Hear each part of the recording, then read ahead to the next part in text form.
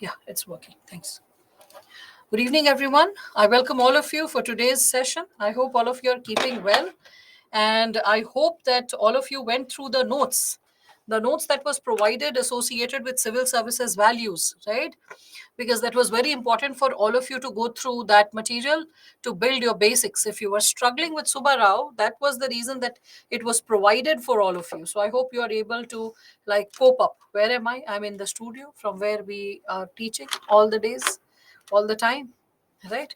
So when we are like reflecting upon the possibilities associated with foundational values of civil services, we would be like went through it. Okay, good. Glad to know that, Ajay, that you are connecting with it. So it is simplistic, it is basic, and I believe that all of you can connect with the given segment. So I was like, how about creating the possibility now? So okay, no problem, Krishna. You can always follow up. If you're stuck with any dimension, you can always reach out to me. All right. So you can't see the face and the screen. Refresh, Femina. We are like, everyone can see. So that's not an issue. Good evening, Rityunjay, and all the other students who are there, present, and joining it. So we are going to reflect upon the last sub-segment we were left with, that was related to integrity, efficiency, and corruption. So when we are building upon the same, we all can connect with this integrity, efficiency, and corruption. All right. So with respect to this, um, please tell the name of NCRTs. Couldn't find it without the title of the book. Oh, Standard 11th Psychology NCRT. All right. So you can find it on the NCRT website. So, I mean, other than that, you can just read the basic material, the notes that I'm sharing with all of you. I'll share the attitude notes also. I'll try to get it uploaded by tomorrow, because now it's like by the time I'll be getting through with the session, it'll be 9, and disturbing the tech team will not be fair. So we'll see to it that attitude material is also uploaded and you all are able to read that. So after finishing the civil services values notes, please go through the attitude notes also. All right. So, and you also go through the bullet points. Once you finish civil services values notes, see how the bullet points are created so that you get inspired by it. All right. Now, as we are substantiating further, the and okay, could you discuss answer writing? Yes, after this, Anjali, if you see, I have already created something for all of you that is pertaining to like this component of what is it called, case studies. See, we have like already uploaded this, how to solve the case studies. So once today we are able to complete this chapter, it depends on your pace, then we will be taking up how to like solve the case studies. Okay, as I had promised that we will be taking up the moment we finish this chapter. But if everyone is focused, the more like distracted the nature of questions, I'll respond to it. So same will be the possibility of like stretching up the segment. Now, as I was discussing about integrity, efficiency, and corruption, and discussing the correlation between it. So in the previous session I was discussing integrity and sorry, efficiency and corruption. In the process of substantiating efficiency and corruption, I had like is my notes sufficient? My notes will be sufficient to create your basics for sure. All you need to do is add some more examples, some more applications. That's it. That's it. Keep thinking. Whatever is happening around you, always keep thinking and adding it to the possibility. For example, the civil servant is committing suicide. So, what are the pressing conditions because of which a person is committing suicide? And how to strengthen the emotional intelligence of the officers to surmount this problem like happening in the system, right? Similarly, if like anything, any incident that's happening in and around you pertaining to civil servants, which is discussed, you can read that. Again, there is a very interesting segment in Indian Express, as far as I can recall. There is a very interesting segment pertaining to ethics on in Indian Express. You can go through that as well. The soft copy of Indian Express discusses about it, so you can read that as well. It's really good, qualitatively very good. So yes, the officer from Tamil Nadu committed suicide. That's also there. So um, okay, Pile, you can always zoom. Okay, you can always zoom. presently when we are speaking of it. The screen size is just this much. How will I write very teeny tiny? There's a limitation to what I can write. Don't worry. All right. Now, so in the previous session, I was discussing about the possibility associated with integrity, efficiency, and corruption.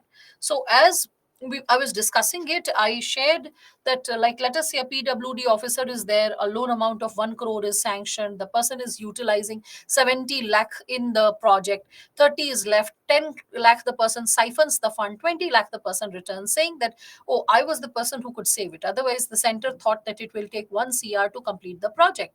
So I deserve the 10 lakh rupees. So in such a situation, what can happen is that, like, I asked that, is the person, if the person is efficient and the person is corrupt, is it going to take the system further?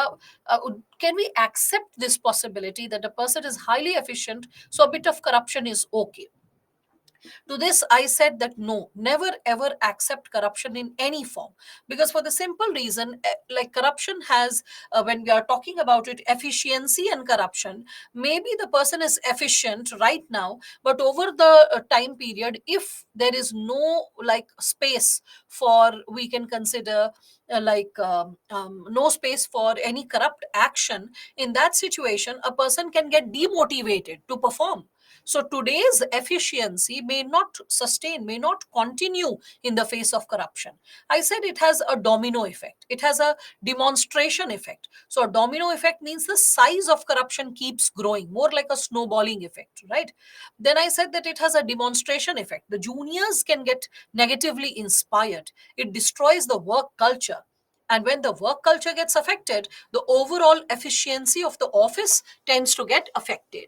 Simultaneously, when I was substantiating the same, I also shared this that, like, corruption is very addictive, right? And when it is addictive, an individual can get negatively inspired to get into or indulge into like a corrupt behavior, right? Correctly spoken, Rita. Sorry, Ria Mandal. And then we can also see that in the long run, like corruption has never fetched any benefit. I gave you the example of the British East India Company also previously, Warren Hastings, Robert Clive undergoing the trial. Robert Clive, in fact, committed suicide as well, right? So, and they were doing all that so that it is like minor incentive for the British officials who are traveling all the way to India, and they are getting affected by the hostile weather because it was too hot, sultry, mosquitoes were there, people were getting malaria. So they get motivated to work here because they can make an extra buck. But it's just that in the long run, it backfired, because of which they came up with a lot of amendments, legal amendments, which we all can think of when we are talking about the possibility of the Pitts India Act. We can think of 1873 Regulations Act. So you can just connect with all those possibilities. Then, so this was done in the previous session. I just helped you to recall so that when I discuss the next segment, you are able to connect. So when we are talking about integrity, efficiency, and corruption, now we can reflect upon efficiency and integrity. So efficiency and integrity, how are the two related when we are speaking of it? So can there be, if we are talking about it, can there be efficiency without integrity? Without integrity. Can there be efficiency without integrity if we are speaking of it? So you just have to say no. Without integrity, corruption would creep in. Corruption would creep in. Now, another question which can be further raised associated with this given subsegment is integrity the only condition, the only condition for efficiency? Is integrity the only condition for efficiency? To which we all can say that no, it is necessary but not the only condition. It is necessary but not the only condition for efficiency. Okay, so integrity is what? Integrity, as I say, is like salt in soup. It is necessary. Okay, it is fairly necessary. If it is not there, then definitely it will be like bland. It's like salt in soup. Okay, so it will be bland and it will not taste better, so it's like necessary with respect to it. So probably you can make this diagram in the exam.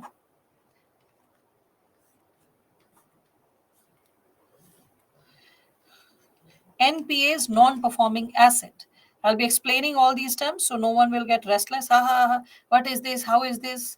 All that. So you can just remain little calm as I explain it. So this is integrity and this is intelligence, energy,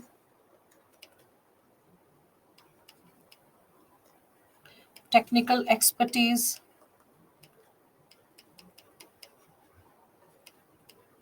Right.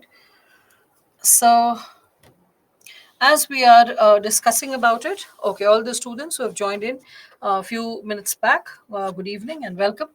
Now, so with respect to this, as we are substantiating integrity with respect to intelligence, energy, and technical expertise, we can connect it with the possibility, first and foremost, as I said, it can be associated with NPA. What is non performing asset when we are talking about it? So, the non performing asset is a person who has high level of, like, we can consider integrity, but the person has, when it comes to energy, or we can consider intelligence, or when we speak of like we can say the possibility pertaining to what is unpaid loan, Abhishek.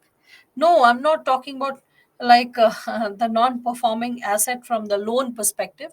I'm talking it about individual perspective. Okay, you will realize what I imply to say soon.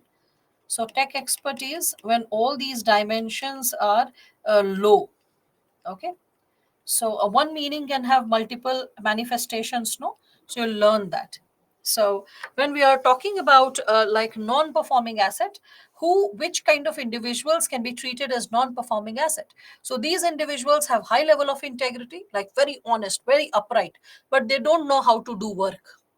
So, I mean, we don't need people who are carrying their honesty like medals up their sleeve and like boasting it before the department that, oh, we are such honest and upright officers. Fine, that's good. That's basic prerequisite. But how about the nature of work? Are you an expert to handle the work? Are you capable to take care of the work? If you are handling that, very well. But if you are struggling with the nature of performance of the work, then you are not really helpful for the system. So when we are talking about non-performing performance asset for the system, non-performing assets for the system, these are the individuals. These are the bureaucrats when we speak of it. Okay, so bureaucrats. Bureaucrats category 1 is NPA when we speak of it, non-performing asset. These individuals having high level of integrity, but energy, intelligence, all that is quite low. Second, we can think of useless. Useless, like there was this TV series Khaki. I think many of you must have watched it. So in that, you all can connect with that character who is an IPS officer and his boss. The role is being performed by like Ashutosh Rana. So Ashutosh Rana is like. Is it all right to call people NPA and reducing them to their productivity alone? No, not really, Ishita. But if you are in the system, you should be performing. Just you cannot like take salary and sit idly. Suppose if I'm a teacher, then I should be also like responsible for teaching qualitatively. I mean, just because I'm honest and upright, that is not something which should encourage the possibility of I taking the salary, but compromising with the quality of work that I should cater to. A doctor is claiming, oh, I'm a very honest doctor. I never take extra fees. I never keep a patient in the hospital, even for an extra day. I discharge as soon as the person is like well, or if I'm unable to cure the person, I immediately disown and I discharge. Please try to understand, Ishita. You'll be like, all these things are fine, but the prime role of a doctor is to cure. The expertise and intelligence that you need to have as a doctor, that is your prime purpose. If you lack that, okay, then it's not going to really carry you forward, or your purpose, your prime purpose as a professional is lost. So do you think it's a neoliberal attitude, or is it something which is required? Yes, the examiner can understand the moment you write these keywords, Sushmit, the moment you are writing bureaucrats on the top, point one, NPA, non performing assets for the system, and then people having high level of integrity, low level of energy, intelligence, technical expertise to perform. That's why if you see off late, you all can see that a lot of, we can say, a voluntary retirement is encouraged by the system, especially after 2016. People who are not performing well and are like 50 above, the system is constantly coercing them to take voluntary retirement. Are you aware of that, Ishita? To improve the productivity, to increase the efficiency at workplace. So that's not neoliberal. That's to make the environment competent and healthily competent. I mean, why should a person, just because the person has got selected as a bureaucrat, keep sitting and taking the salary when the person is not performing in an up to mark manner? Right? Now, so intelligence, expertise, or energy is nothing but efficiency. No, I did not say that. In other ways, we can consider they are aspects associated with efficiency. Okay, so that's also, you can connect it with that given possibility, right? So when we are Ishita, is it clear? I mean, like I'm speaking to you and you raised a question. I'm explaining that, so I'm still like waiting for your like insight. Former DGP in UP was retired voluntarily. Yes, so very true. That also did happen with respect to it. So now, with respect to the component of, when we are connecting it with the component of useless, we all can understand that a useless is like, let's say, a person whose integrity level is also low, and we can consider energy, intelligence, technical expertise is also low. So I was giving you the example of khaki, and there we all can say that we can also like connect the given dimensions. Yes, Mukteshwar Chaube associated with Ashutosh Rana's character. So there is a laptop that is provided to him as he gets promoted, and he is a person who's into, like, just like buttering his seniors, being extra polite to them, being extra nice to the media, but not really working all the time, just laming around and fooling around. And in that process, the person has the tendency to take a lot of credit. He keeps telling his junior that, oh, Babu, when you are doing some good work, why don't you recall me? And you never call me up and you never ask advices and stuff. So when we are speaking of this specific character who is getting a laptop, and he's like, why have you like replaced my huge computer with this little tiny like computer? When I have been promoted, I should be, isn't it that I should be getting a bigger monitor, bigger computer? Why have I been provided with such a thin and like such a tiny like we can say instrument to work? So then very sheepishly the technical expert says that, sir, this is far more efficient, far more smarter, far more we can say effective compared to what that monitor was supposed to do. That was the old computer, this is the new version.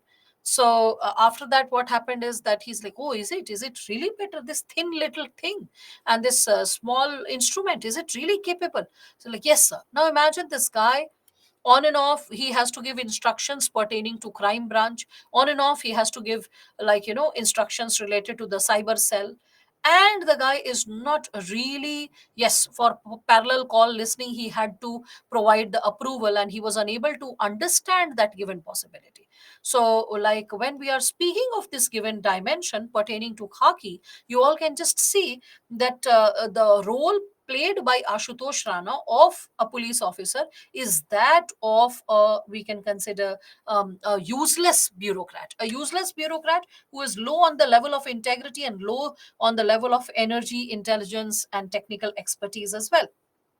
So then comes the third category as we are discussing this diagram, and we can see that is associated with clever evil. So when we are talking about the component of clever evil, character of Chacha who used to sit on chai shop and motivate aspirants in Sandeep Bhaiya. Oh, I've not watched other episodes, really didn't get time. So some people are laughing because they can connect good. Okay. So bureaucrats should have high skills and high values to run the system. Yes, so very true. So very true. So will it be all right giving examples from web series and movies? Perfectly all right. If you're able to explain it in a sentence, perfectly all right. Anything which is based on docu series, real life examples, you can substantiate it. It's perfectly fine if you are like quoting real life examples, whether it's a docu series or it is a movie or it is like anything as such. So the thing is that even in essay for that matter, okay, all you need to do is you should be capable to articulate the language associated with it. All right. So now when we are substantiating the components pertaining to yes, khaki is based on the book Bihar Diaries. So when we are talking about it related to clever evil, let us see what is a clever evil.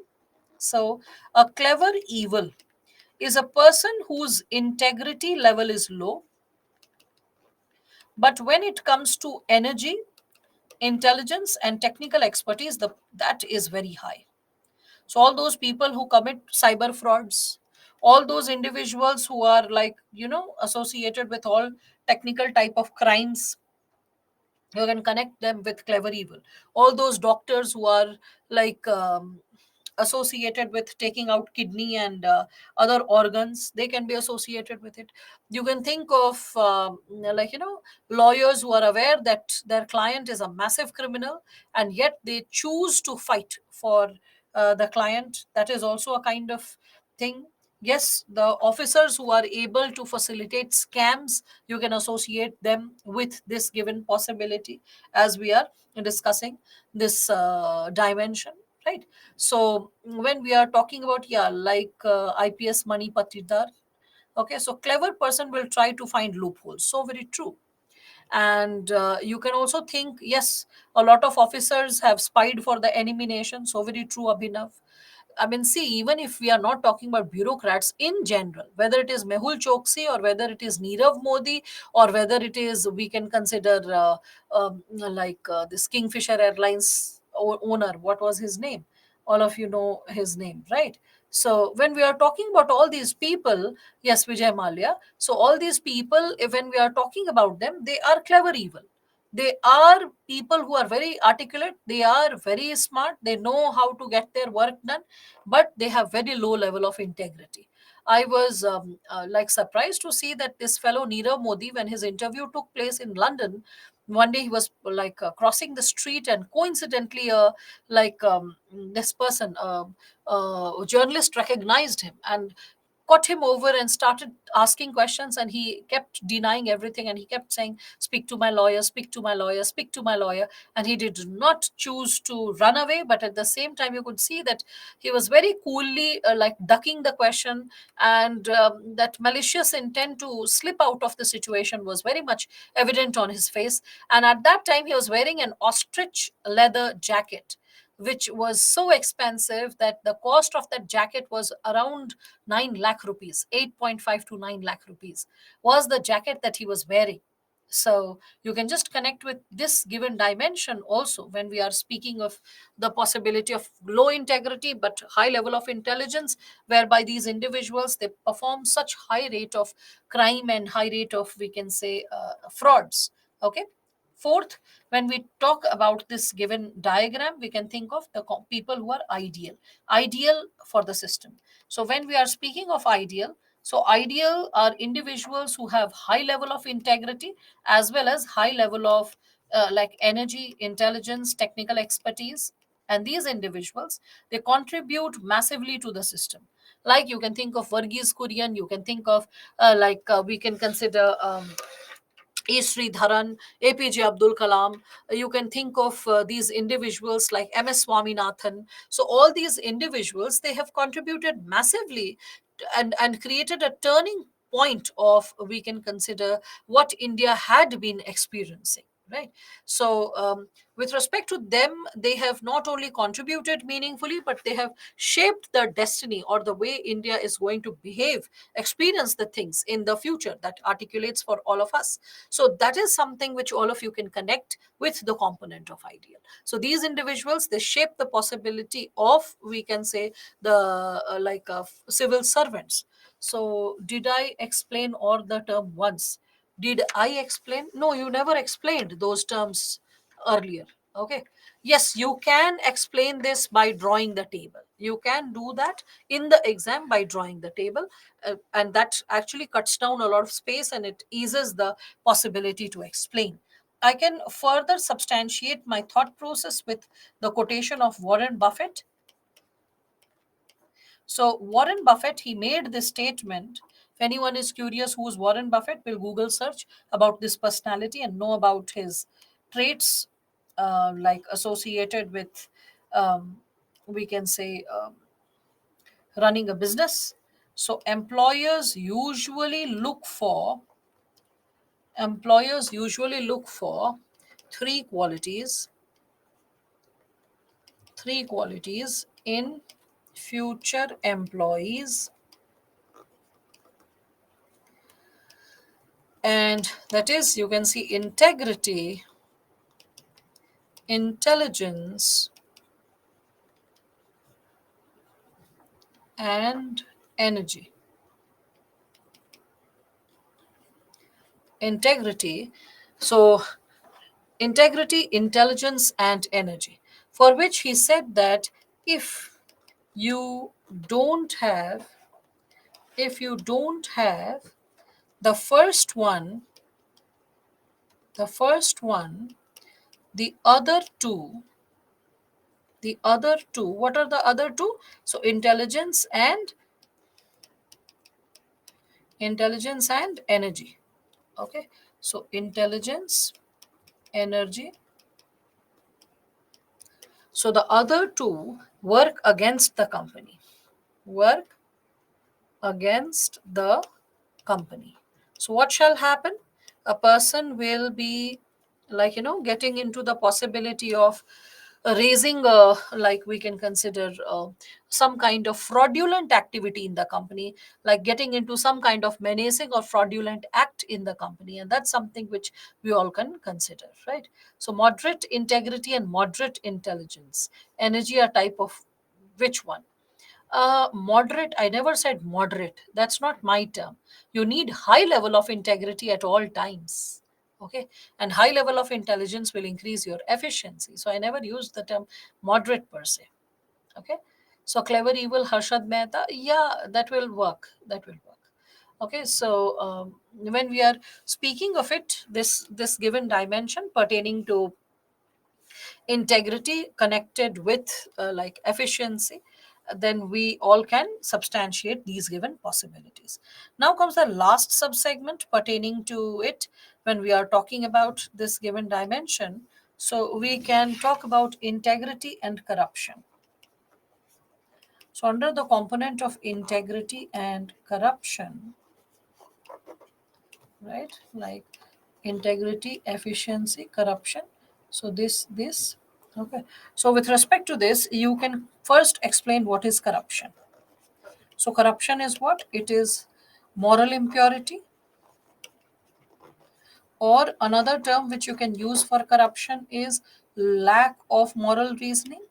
Lack of moral reasoning, right? Again, with respect to this, when we are talking about, we can think of what is integrity. So integrity, when we speak of, we can connect it with like moral reasoning, plus we can consider intellectual reasoning. Intellectual reasoning. Now connect the two. When we are speaking of corruption, this is lack of moral reasoning, as you can see. And what is integrity? It is moral reasoning. So corruption, when we compare it with integrity, we all can see that a loss of integrity is leading to corruption. It is just a reverse of moral reasoning is what corruption all about when we speak of it, right? So we can see that why does a person go corrupt? So why does a person become corrupt when we are talking about normal situation? So why does a person become corrupt?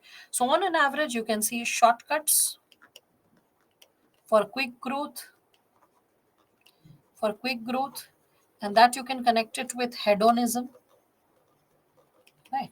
Then you can also associate it with, we can consider consumerism, materialism. So consumerism, materialism, all this can encourage the possibility of making compromises. And when you are making compromises due to this, making compromises, and when you are making compromises due to this, what will happen? The integrity shall be lost. So integrity is lost. And when there is loss of integrity, we all can see the possibility of everything going topsy turvy. So there is, we can connect with like confusion over values. And when there is confusion over values, what happens? So internal locus of control, it transfers to external locus of control. So transfers to external locus of control, right? And that is something which leads to corruption, right? So when there is confusion, that's why I said never ever experience ethical dilemma.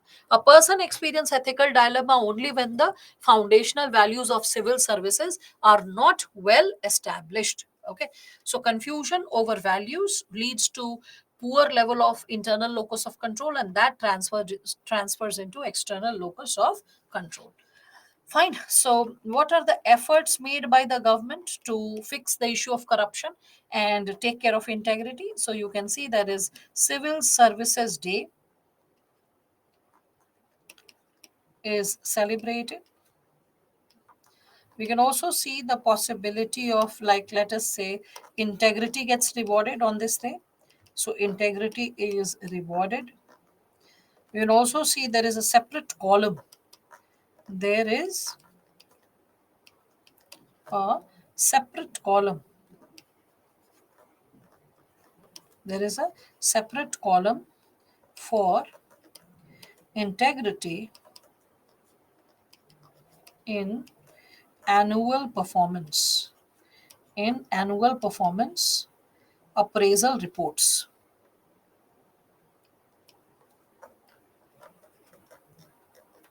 Appraisal reports. Another segment which you can add is like integrity clause. Integrity clause for high level appointments. For high level appointments. Right. So all these segments have been incorporated by the government of India to, like, create a balance between integrity and corruption. How to do away with corruption and how to instill greater integrity when we are speaking of it. Doesn't rewarding integrity go against what we discussed in efficiency and corruption? How? I cannot understand that. So, because if you're rewarding, you're setting an example for the larger society, for other juniors, for other officers. That's, look, this officer has been given a meritorious medal for being a person of integrity, and these are the proofs. These are the seniors who have worked on this given dimension. Without integrity, person will lead to erosion of the system. We have already discussed that, Mithun, through the diagrams. You will think of it. Why people pay for truth? Sometimes life, despite being despite being it is natural, it should be easy. I mean, like, see, people pay for truth. I did not say they are paid. I said they are rewarded. Reward does not mean payment. Reward means like getting a medal for recognition or certificate for recognition. Are you getting it? First thing. Second thing, what you are raising, that why people can should be paid for integrity, I completely talk about this given possibility. Integrity and corruption cannot go together. Yes, Kavana, they cannot go together. So we can think of this given possibility associated with those individuals who are getting some kind of possibility, which, how many examples can we give for a topic? One to two on an average, right? If it is written illustration, there is a question, then three examples should be more than enough, because you have to explain also. So person goes corrupt to hide previous corruption practice. So many things parallelly happen, right? So when we are talking about this, doing right things in all situation is possible, or if there are numbers are very less, you can always be upright in all situations. It's a choice of moral courage as well. So confusion over values, where is the point? Confusion over values, so that's not there. Okay, this one you are saying that when your civil services values are not intact, then you experience an ethical dilemma. What is the right thing to do and what is the wrong thing to do? Should I take care of my family and the well-being of my loved ones, or should I take care of my job? So there's confusion over values. So your internal locus of control, it shifts to external locus of control, and then it is easy to dissuade an officer to become corrupt. There was this dialogue in the movie Newton, which I really liked. So this fellow Newton, when he is very upright as an officer, his senior says this thing to him, that Newton ji, don't try to brag too much about you being upright. Isn't that the basic quality that is expected from every officer in the system? Something which is expected, if you are boasting or bragging about it, isn't it too meaningless? Are you getting it? So that is what. So when he says that Newton, you don't brag about your honesty, that is something which all of you need to understand. Discuss the dynamics and correlation between integrity, efficiency, and corruption. Okay, that's how Labdhi question can be created. Or a question like, does high level of integrity, does high level of efficiency ensure high level of integrity?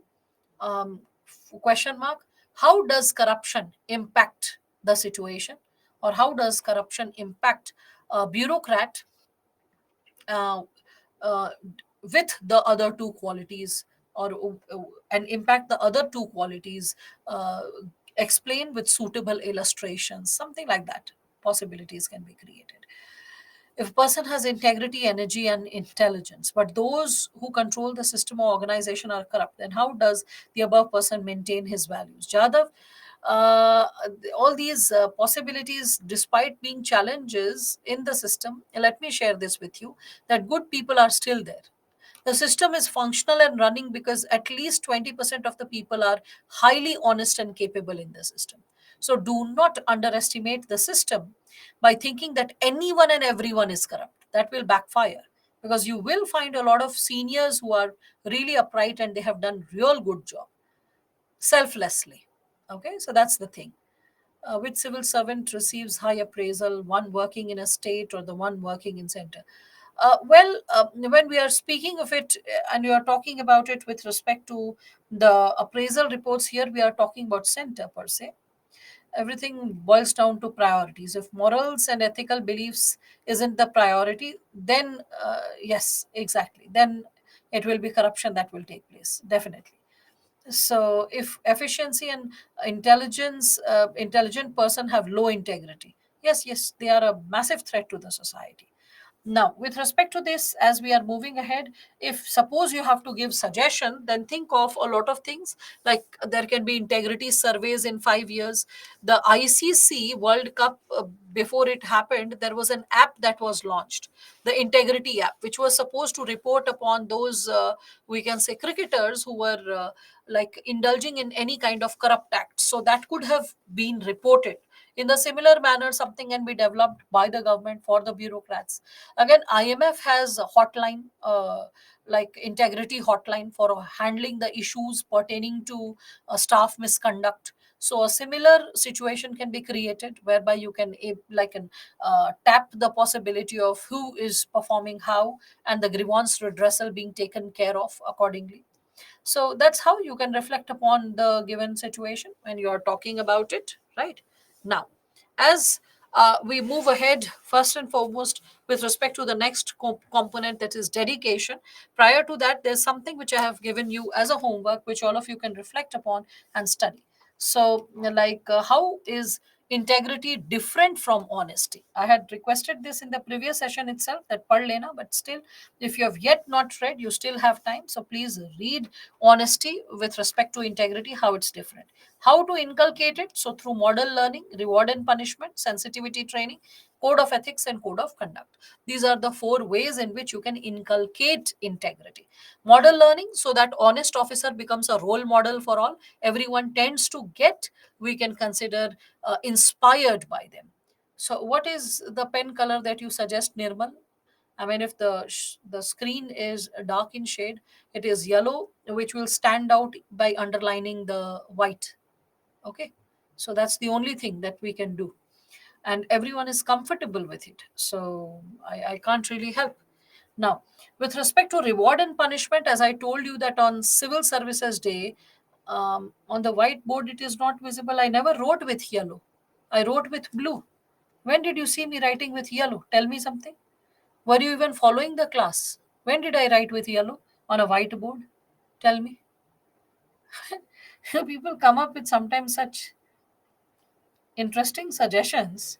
Okay, anyway, so with respect to this, when we are further substantiating it, uh, you can also see that sensitivity training that can also be done to bring the officials capable enough to look into the issues pertaining to grievance redressal.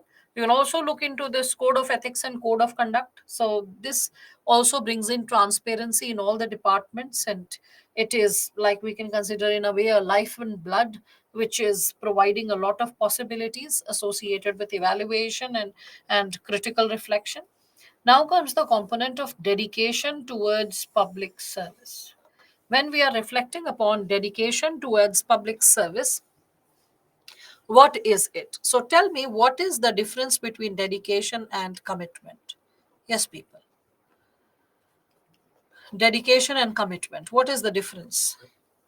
Well, Mrityunjay, sensitivity training, like we can consider the police are provided sensitivity training. No, you must have seen that the police are provided the sensitivity training, so that they are nice to the juniors and they are nice to the common staff, and especially to aged and women and people belonging to vulnerable sections.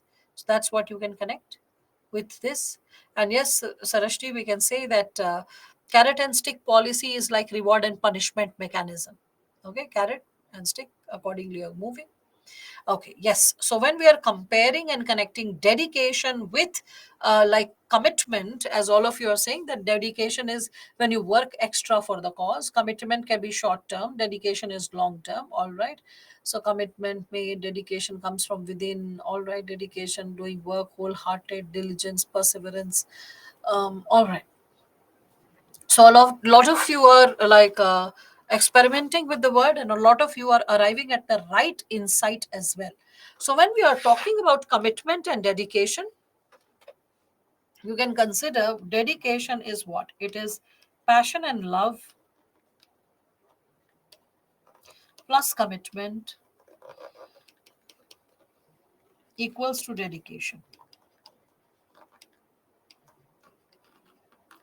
right?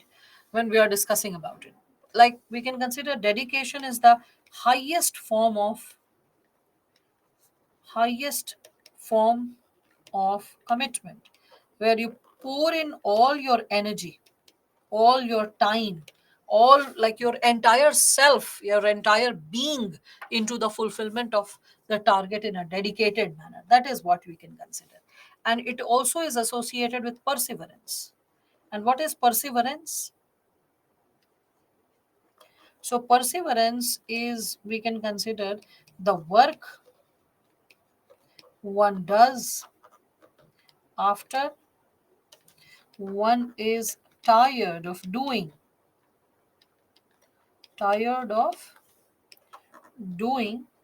all the hard work, all the hard work. So Highest form of commitment is dedication. Passion plus love plus commitment is dedication. Dedication also incorporates perseverance. So perseverance is walking that extra mile. And when we speak of walking that extra mile, that means that suppose you are committed to study for 9 hours and very dutifully you are completing the 9 hours study, that is committed. So I'm saying that X is a committed student, Y is a committed student.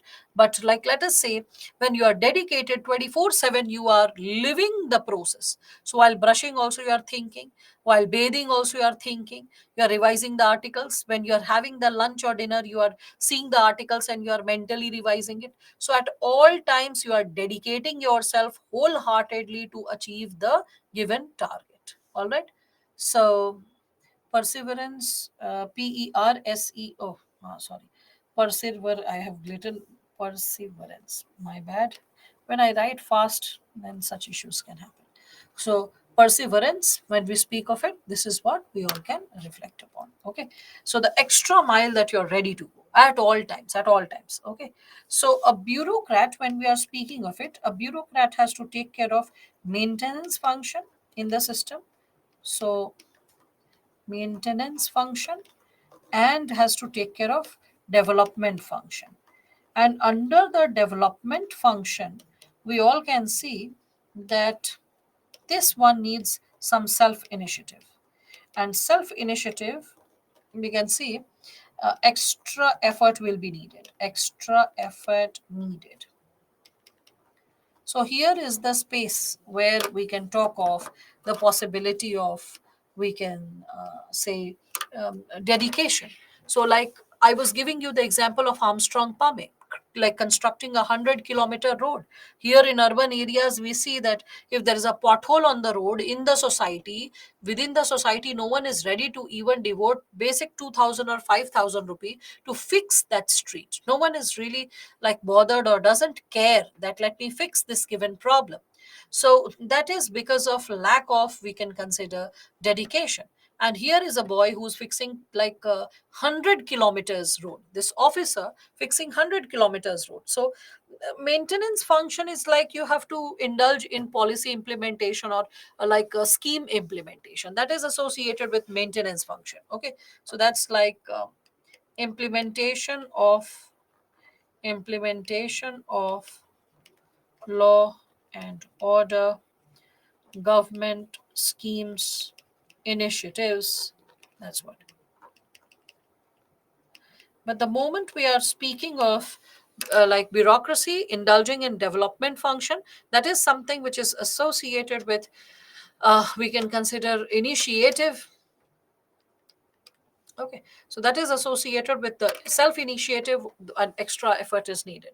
For example, there is this guy Avnish. Okay, so Avnish Sharan, he is an IPS officer, sorry, IAS officer in Chhattisgarh.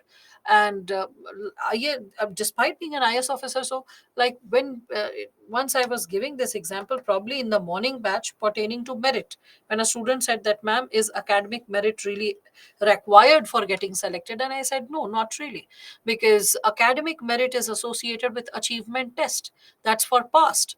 You are going to prepare for a future possibility, so that is associated with aptitude test. Remember, we have discussed that. So aptitude test, so I said that you need a basic aptitude to perform as an officer. If you have the aptitude, you shall pull through.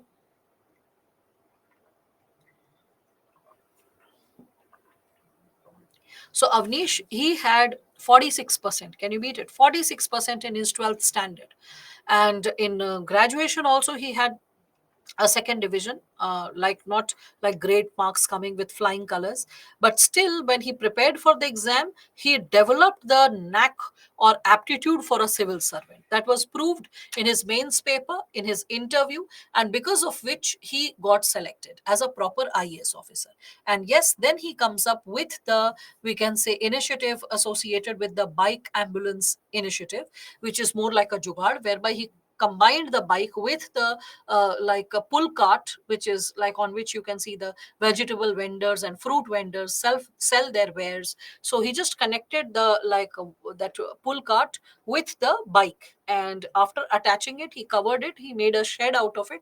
And that is something which you can consider, that when someone tries to find solution within the limited resources, within the limited possibilities, that can happen only when you have that self motive, that we can say selfless motive to serve. Similarly, I was reading about this IS officer from Bangalore. He had geography optional in his UPSC preparation, and this guy, despite having geography, I mean, having this geography optional, he developed that knack to understand the importance of the geography and the kind of initiatives that are needed. And then what he took up was, like, after a certain specific time period, like he revived more than 13 drying lakes of Bangalore, because Bangalore doesn't have a river flowing and it's on a height. So how to get access to water? And that's why the traditionally the Maharajas created a lot of lakes, and because of incessant construction, a lot of lakes were captured, and they were, like, the water was scooped out and they were prepared for construction of buildings. So this guy, he really like worked on this given possibility. So okay, Satya, I'm not aware of this given possibility, as you're suggesting that he is corrupt now. I'm really not posted about that. So typography error in maintenance, yes.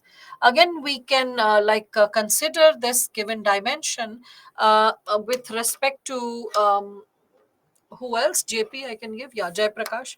So again, JP was also posted in Chhattisgarh, and I remember that when he got posted 3 years later, like a few of his juniors, they visited over there, and like when okay, bike ambulance is very helpful in Naxal hit areas. Yes, yes, that's there.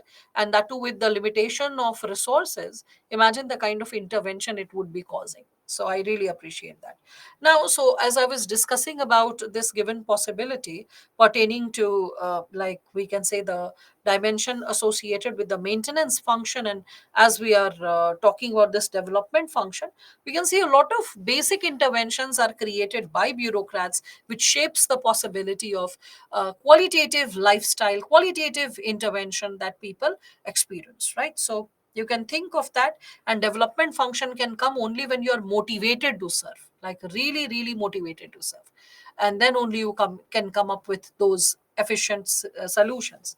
And beyond bureaucracy, also you can see the, as yesterday I gave you the example, the PM of Bhutan, other than like working on the working days, on weekends he goes and serves in the hospital, because he's also trained as a doctor. So there he goes and practices as a doctor. So all these possibilities can be like given, all right, when we are talking about it. So dedication, yes, civil services values, Jagbandhu, when you're reflecting upon it, you can find the values. Yes, the examples and insights which I am creating may be shared differently. That's why I have also provided you some material, the handout. Did you read it, Jagbandhu? Did you go through the notes that was posted online, some 17 odd pages related to values for civil servants? Okay. Now, so as we are reflecting upon this given dimension, you can, like, suppose, I mean, see how the segment gets affected. Suppose if you're a dedicated officer and the minister says that you are not understanding, you're not following my orders, and you are not easing the cause of, like, let's say, like creating this kind of corruption. So whatever the minister has requested you to do, and suppose you are quiet, and the minister threatens that if you do not get that work done, the person can transfer in you in an area where it is hard to find even clean drinking water. Now, see the difference between a dedicated officer and a non dedicated officer. So, a dedicated officer will be like, wow, I'm getting an opportunity to reach out to those people who are not even having access to clean drinking water, and I'm getting an opportunity to bring about change in their lives, maybe to facilitate some kind of qualitative access to basic resource like water that should be reaching out to everyone. So, that is something which all of you can like connect with the given possibility, right? So that's how you can associate with this given content, that either you see it as an opportunity that, wow, I'll be able to reach out to such Indians also who after 70 years of independence are struggling to have access to clean and safe drinking water. And like when you're thinking of this given possibility, you're able to create the build the basics associated with the same. All right. So that's what you can consider. Dedicated corrupt officer, meanwhile, clean water business viable. Okay, so yes, exactly. Dedicated officer, we will create access to clean water. And Kivika, corrupt official will not try to monetize the situation, because that's something which will not be possible. So maybe in the process, the person will try to monetize by like charging extra for the plant, okay, and the possibility of creating it. The president of Rwanda in weekend participates in cleaning the city by doing it with common people. Yes, that's very true. You know, like genuine efforts really count. I still remember when Swachh Bharat Abhiyan was started, then the prime minister, he actually, it was somewhere around Varanasi that I remember that that video was there initially. I mean, I'm talking about 2014, 15. So 14, it was October. And I still remember that he took a spade and he started, like, digging with the spade. And that was quite a sizable stretch that he kept digging. He did not stop. He did not do it for like 1 meter or 4 meters or something. He kept doing it for quite sizable stretch. So I was like, wow. I mean, if the PM can set this kind of example by doing this work for minutes together, that is going to probably impact a lot of people in the nation. But what started as an aftermath was quite a mimicry, and a poor mimicry. You could see a lot of people, ministers, popularizing the issue of Swachh Bharat Abhiyan. So they used to take a jhadu, and then used to, like, their ads used to come, they used to spray some leaves, and then they used to like do some shush shush, and after doing that they used to use sanitizer, and all this was documented in the video. And people, like, they can sense genuinity. When you're really dedicated to create a change, people can sense that, and they participate and they follow the trail. But if you are faking it, I mean, howsoever illiterate people are, they are not fools that they will not be able to understand the design. And that is something which is not going to bring about the change per se. All right. Is system corrupts individual, or individual corrupt system? Okay. It's not the individual who corrupts the system. First and foremost, we can say it's the environment which corrupts the individual. The environment in which the probably the person is being born and brought up and being raised. First, the corruption starts from there. Okay. And then the person gets exposed to the larger society. And if the larger society is also undergoing the same phenomena, it is easy to fall in the bandwagon. All right, Abhinav? So, ma'am, it means that we can find opportunities and threats with our dedication. So, very true. You find it as a threat, or you find it as an opportunity with the way you see, the glasses that you use to see the situation. So, that's what you can connect with. Sachin, the tech glitch is not at our end. It's perfectly fine. Kindly refresh. So, yes, power does corrupt people when we are talking about it. So, with respect to this, when we are talking about this issue of dedication, so for example, you can also think of Kiran Bedi, and you can think of her prison reforms, prison reforms, right? You can think of the possibility of scope of corruption when we are talking about it. So you need to understand, in India, it's a huge country, crores and crores of funds keeps moving from here and there. So it is very easy for a person to, like, remain to go corrupt. It is considered that if a fish is living in the water, it is hard to say when the fish drank the water. Okay, so that's the condition with respect to corruption. Officers are surrounded by so many funds that it's very tough to say when the officer actually siphoned the fund. So you need to, like, reflect upon such situations. So, like, such possible, like, the problems of corruption can truly be removed with dedication. So optimum utilization of resources can also happen with dedication. Probably I should just move down. So challenges pertaining to corruption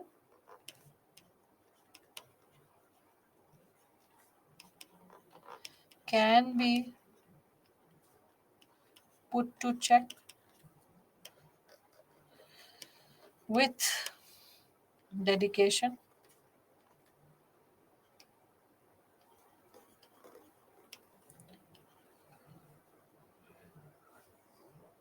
And also you can say that optimum utilization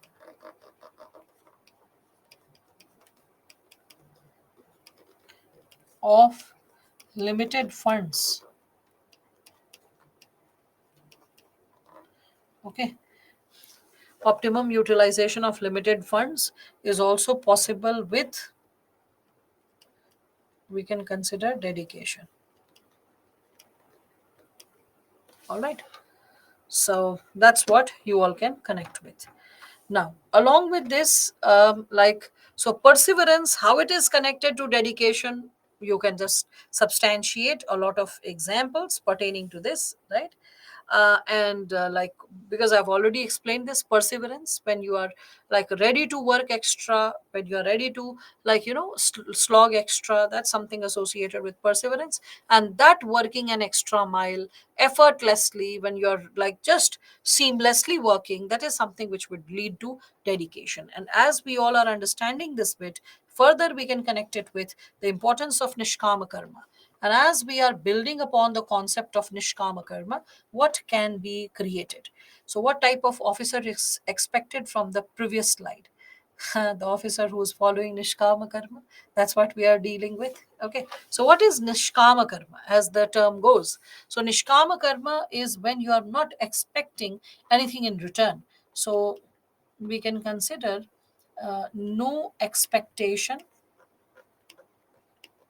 for reward or recognition when the prime purpose is to focus, and the prime purpose is to focus on, when the prime purpose is to focus on the performance slash duty. So that is something which is associated with nishkama karma. So you're not expecting any reward or recognition. You cannot say you are not expecting any result. You want a positive result.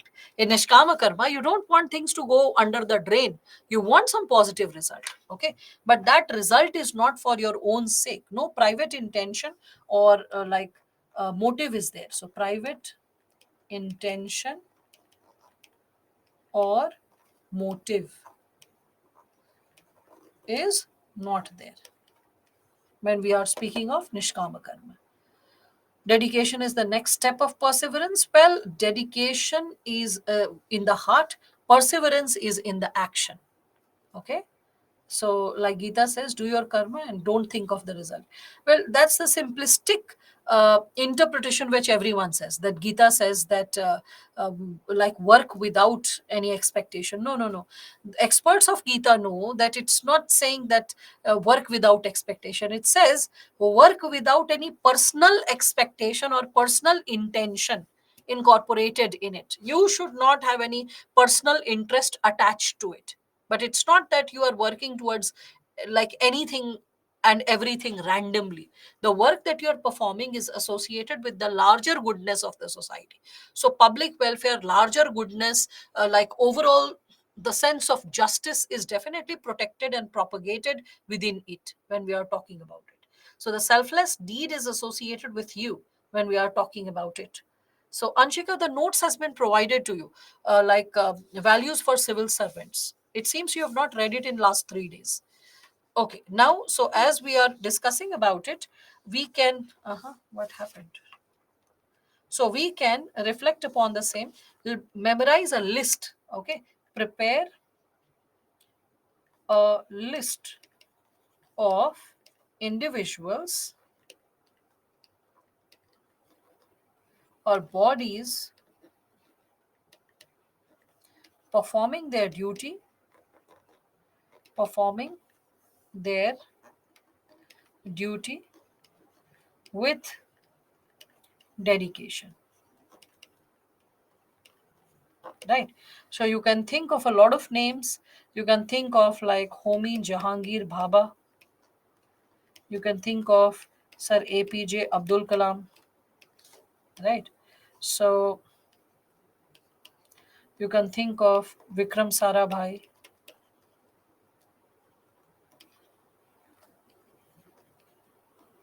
You can think of MS Swaminathan. You can think of Verghese Kurian. You can think of Waterman of India, Rajendra Singh.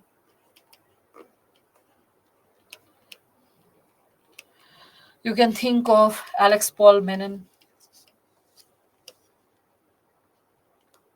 You can think of Sam Manekshaw.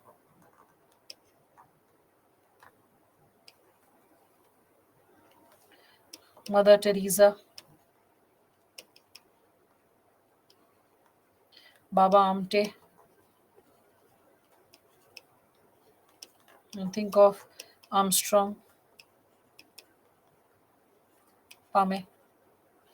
You can think of Kiran Bedi, Kailash Satyarthi.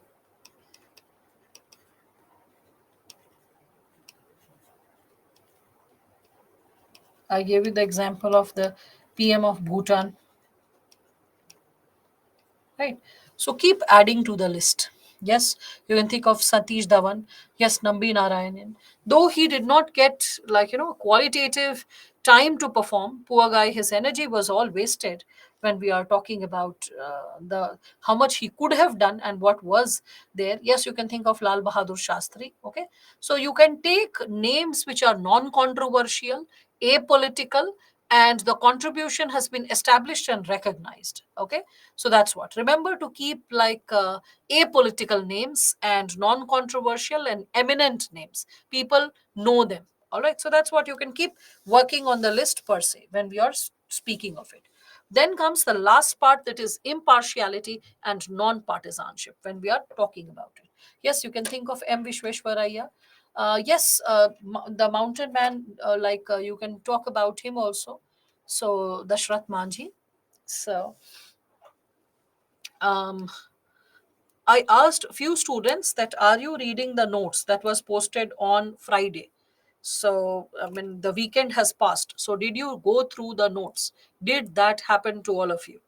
So all those who have yet not done it, please do so. That will build your basics and build your confidence, and your capability to understand and interpret the chapter will be easier. All right. Can we write the name of Bharat Ratna holders? Yes, you can. You can, but always ask yourself that the idea of service, how you are connecting with that given possibility, and then accordingly work on it. Yes, Sandeep Krishnan was also a very dedicated officer. You can think of him as well. Yes, Sardar Vallabhbhai Patel as well, Amartya Sen, intellectually, yes. Okay, so there is this question: should impartial and being non partisan considered as indispensable qualities for making a successful civil servant?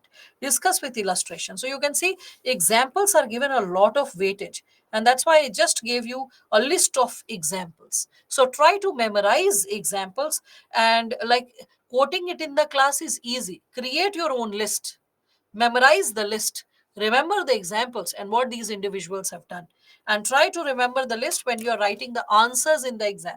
So when the question is saying that should impartiality and being non-partisan considered as indispensable qualities to make a successful civil servant, okay, so in that situation you can reflect upon the possibilities of what can be created per se. All right, here you can just recall that what are the segments that can be, like we can consider what is impartial, what is non-partisan, how it is an unavoidable quality you cannot ignore or you cannot like work without it. So how it is an unavoidable quality and for a successful civil servant. So first, probably in the introduction, you can talk about who is a uh, who is a successful civil servant,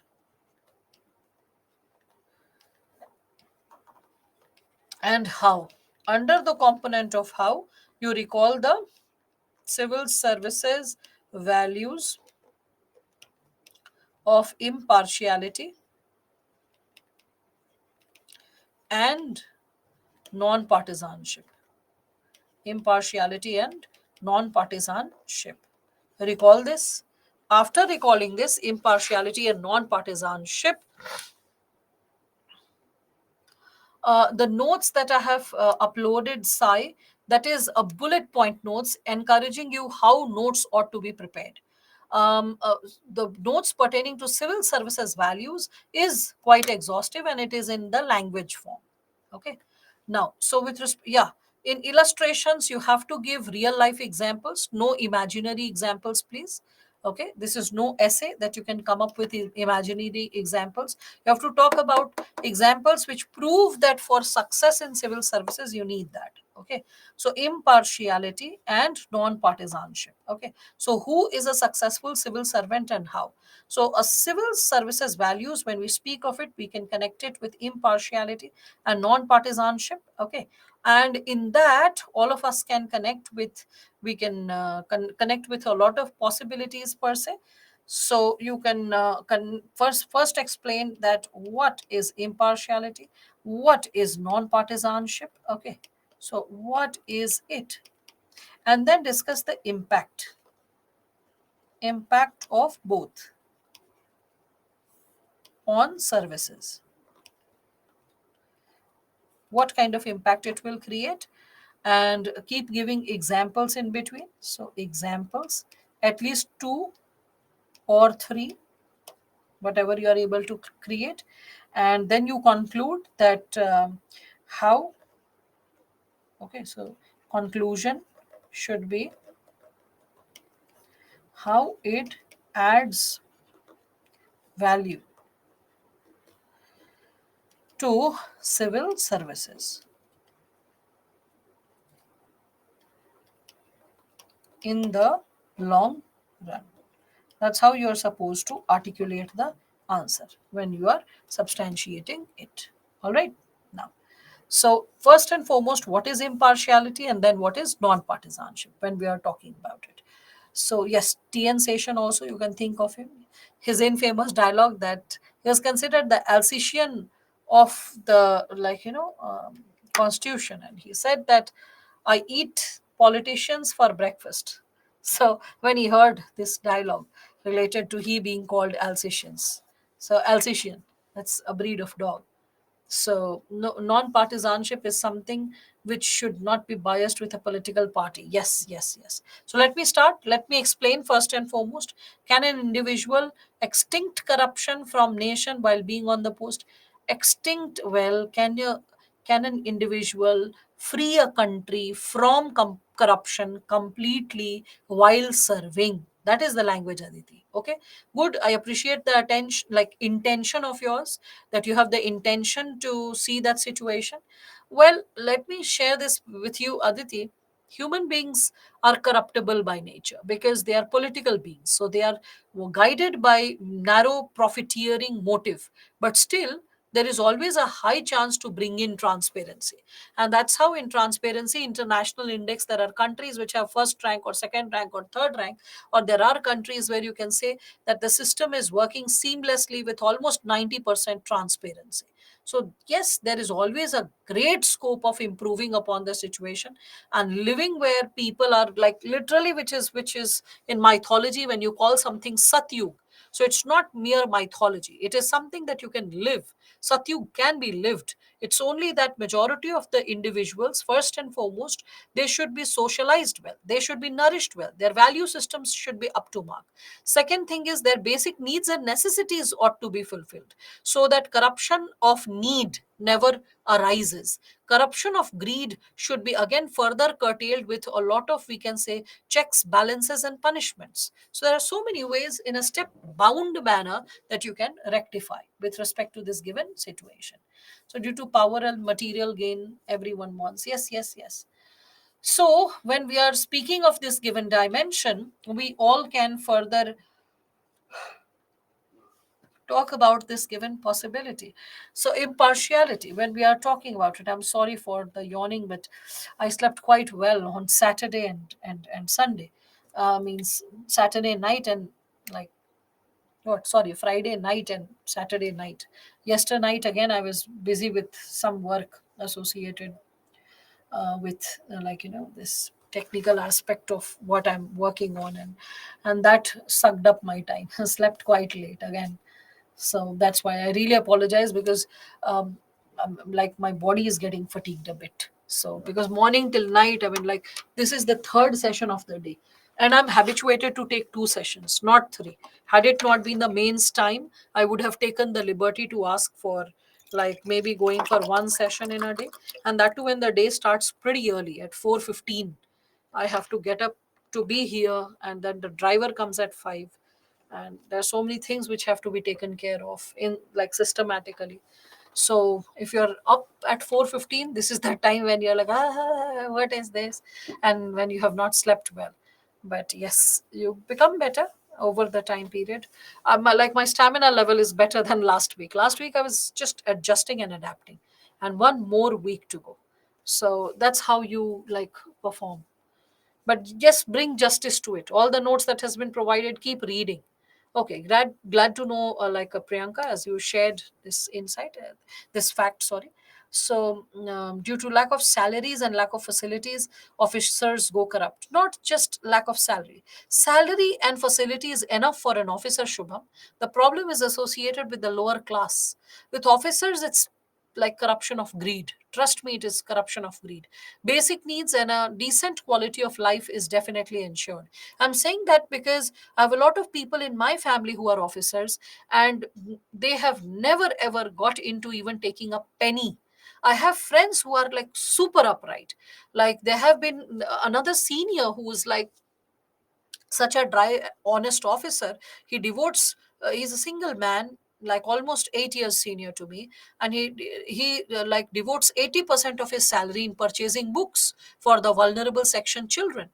Another friend of mine, he, like, he is also in revenue services, this one, and his wife, always urban born and brought up, and she, like, moved to a place which is between Jabalpur and what is that place, Bhopal. Between that area, there is, they just moved to a rural hinterland, purchased a little land on loan, and then they constructed a school building, and she's committed to educate the farmers associated with, like, cropping patterns, and the children pertaining to basic habits associated with hygiene. So these people, like, I mean, I would say the kind of selfless service they are doing to the nation and to humanity, that's so inspiring. So thinking the possibility of like, when you're talking about it, a lot of people we can consider are doing great work. It's all about personal choice. So basic needs are fulfilled, Shubham. It's about the greed aspect which encourages them. It's like the thing that I said, that if a fish is floating in the water and water is all around, like, you cannot determine when the fish just scooped up a bit of water, just had a bit of water. That's the problem.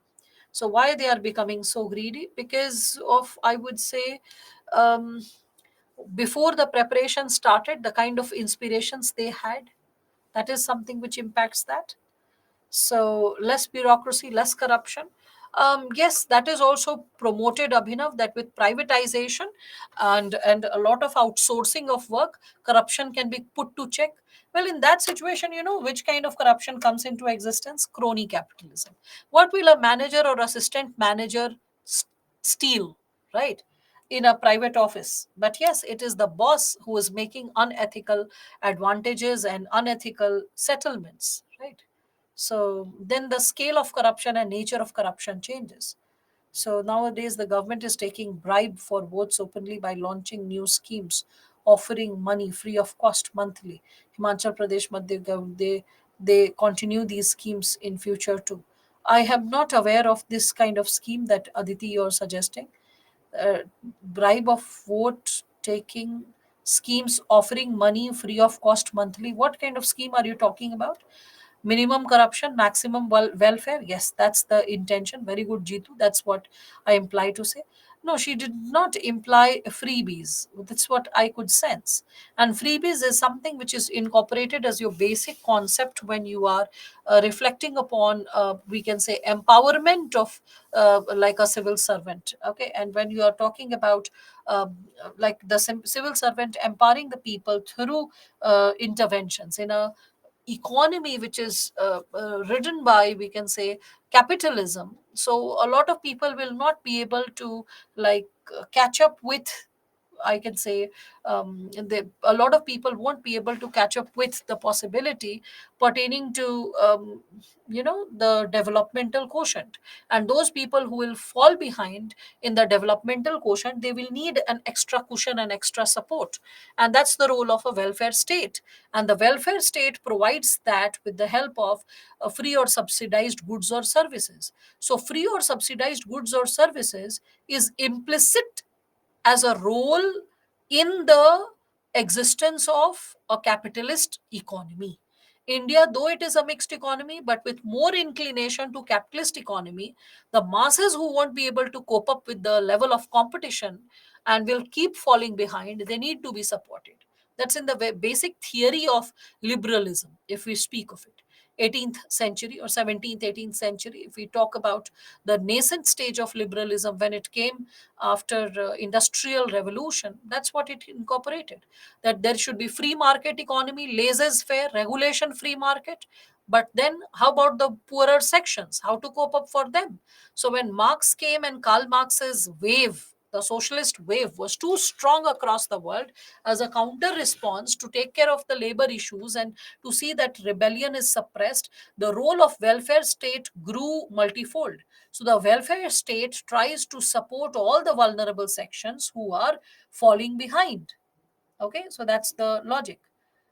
So, can we use Plato's theory of family or a solution to reduce corruption? Um, that can also be used, but there are better and more profound solutions pertaining to corruption. So why not bring that in? But providing free electricity to the whole state is wrong. Yes, definitely. Definitely, as per people's income structures and as per the area where they belong to, that is something that should have been taken care of. And certain amount of subsidy could have been given, that up to 200 or 400 rupees electricity is free. Beyond that amount could have been charged. This was the initial initiative that was taken up by Delhi government. Later on, they also started charging, but still the electricity bill is relatively low. I mean, I'm these days practically not there at home, but even when I'm there, and I'm a very, I would say, a careful person, I don't waste electricity at all. So on an average, I pay 1600, 1700 rupee. But there are like households around my flat, like whom I see that they are paying 10,000 also as electricity bill. So can't help those who are like gassing up their, like we can say, this. Um, ACs, air conditioners, so all that possibility. Okay, so MP students are enjoying electricity for free. Congratulations. So that is not something which I'm talking about. What I imply to say, there should be subsidy for the poor to a certain level, keep the electricity free, but after that you can just come up with that. Death penalty about to be implemented by law for corruption. Oh my God, that's too extreme, Kaushik. That's too extreme, too and too harsh to judge. If death penalty would have been become a cakewalk, that would have like damaged the situation. All right. So let us come up with this given dimension associated with impartiality and non-partisanship people. So impartiality, what do we see? So impartiality is when you are like motivated by fair mindedness. Okay, when you are motivated by the principle of justice, it is then that you are exercising impartiality. Similarly, political impartiality, when we are talking about it, the political impartiality is when you are like, serving equally well to all governments. You are not associated with any political persuasions per se. You don't exercise your own public opinion in influencing your tendency to serve any government which is there per se. Again, we can like reflect upon the possibility associated with a civil servant, connected to how a civil servant would act or retain the confidence of the ministers despite the ministers changing. So, like ministers will change because they are not the permanent executive. After every 5 years, after every election, they will keep changing. So, that's the impact which all of you can connect with. If no giver, there will be no taker. Yes, that's also there. The bribe giving, bribe taking, that goes hand in hand. Can public should launch Me Too like program? Yeah, I mean, there are a lot of, we can say, grievance redressal initiatives that are taken up, and people also try to use social media to their cause. An IS officer can vote their representative. Yes, that is secret ballot, but you are not supposed to exercise that at all times. So that's also there. Okay. Yes, I do look different, Priyanka, for the simple reason that I was unable to get my hair dye done. So for past like almost 3 weeks, because first 2 week I was invested with my meditation, and last week I was invested with your batch. So I was really not getting time to take a rest and fix myself. So this weekend it was utilized, last like few hours for that matter. So, in capital punishment ethical? No, it is not. Capital punishment is not ethical, and that has not to be supported, because if we can't give life to people, we have no right to take it. There can be ways to regulate their behavior, to control and tame their behavior, but that's something which one has to take care of. Okay. So, yes, political impartiality, I shall be explaining once again, Baldev, so don't worry. Can we mention in answer about corrupt officers? No, you don't need to take their name. Okay, you can take the name of the act that has been done. Or recently an officer from XYZ district was arrested for this and this cause. So arrested, FIR being lodged, then you can write. Okay, without taking name, but you can take the designation and the area. Do not get into taking names necessarily of officers present and serving, because why to get into any kind of hero worshipping, or any kind of, like, putting stress over your memory. You already have to memorize so much. So just focus on area, and focus on the kind of the nature of corruption they did, so that it's because you see, the examiner is never asking you to remember negative examples. The examples that have been asked so far are associated with positive examples, if you actually notice that. It is all associated with the contribution that should have been made positively, or whether it is compassion, or whether it is a dedication, or whether it is like a political impartiality, all of them. The examiner is asking examples and illustrations related to positive situations, not negative. So don't be under the pressure. Always see the nature and intention of question to determine how to prepare. Where to find these many examples? Anurag, if you would have been alert in the class, I just discussed it few minutes back. If you remember, I was just discussing this given segment over here. You can see a list was given, and I asked all of you to prepare this list more exhaustively. Anyway, so now, with respect to this, we can see that a civil servant has to act in a way which deserves to retain the confidence of ministers, that even if the governments change, they believe that the civil servant will comply to rules and regulation, and will continue to serve in a better manner. Okay, so will comply, we can consider in through any restriction. We will also see at the same time, the civil servant will undergo no obligation to defend the views of the ministers. If they have passed any kind of, we can say, law, or any kind of proposal they have made, the civil servant should not be under the pressure to explain why such a law is being executed, or why a new initiative has been started. But they must implement the decisions with utmost objectivity, impartiality, and to the best of their abilities. So, objectivity, when you are looking into the facts of the case, when you are looking into the merits of the case, right? So, impartiality, when you do not exercise any kind of biased behavior, any kind of prejudiced behavior, all right? Again, when we are speaking of it, so public impartiality should also be exercised. That is, what is public impartiality? So impartiality vis-a-vis public means that a civil servant carries out his or her responsibility in fair, just, objective, and equitable manner. So you can see there are keywords which keep reflecting themselves despite change in the concept. All you need to do is memorize these keywords and bring them on whenever you're writing the answer. So it is the value of merit, equality, justice, objectivity, equitable possibility. So that you have to just keep bringing all of it. All right. And these are also enshrined in the Constitution. So the civil servant, while performing the official work, the person, like whether it is procurement, recruitment, delivery, whatever, the person should be focused only on merit. On the basis of merit, the person ought to be judging the situation and arriving at a solution when we are speaking of it. So, non partisanship. Now, when we are discussing about what is non partisanship, it is also called political neutrality. Okay, political neutrality. And in this, you can see that a person is like doing the task, okay, doing the task without, mind the word, without fear or favor of any political party, without any fear or favor. And even if the person has strong faith in any political thought. So the values of administrator, when we are talking about it, so the person has a strong faith in the political thought, and the value of administrator will flow from constitution, not from philosophy. Okay, from constitution the values are flowing when we are speaking of it, and not from any political party per se. And the person is going to ensure that the person is going to serve equally well to the political executives, irrespective of whatever political changes take place or whatever political party comes to power. All right.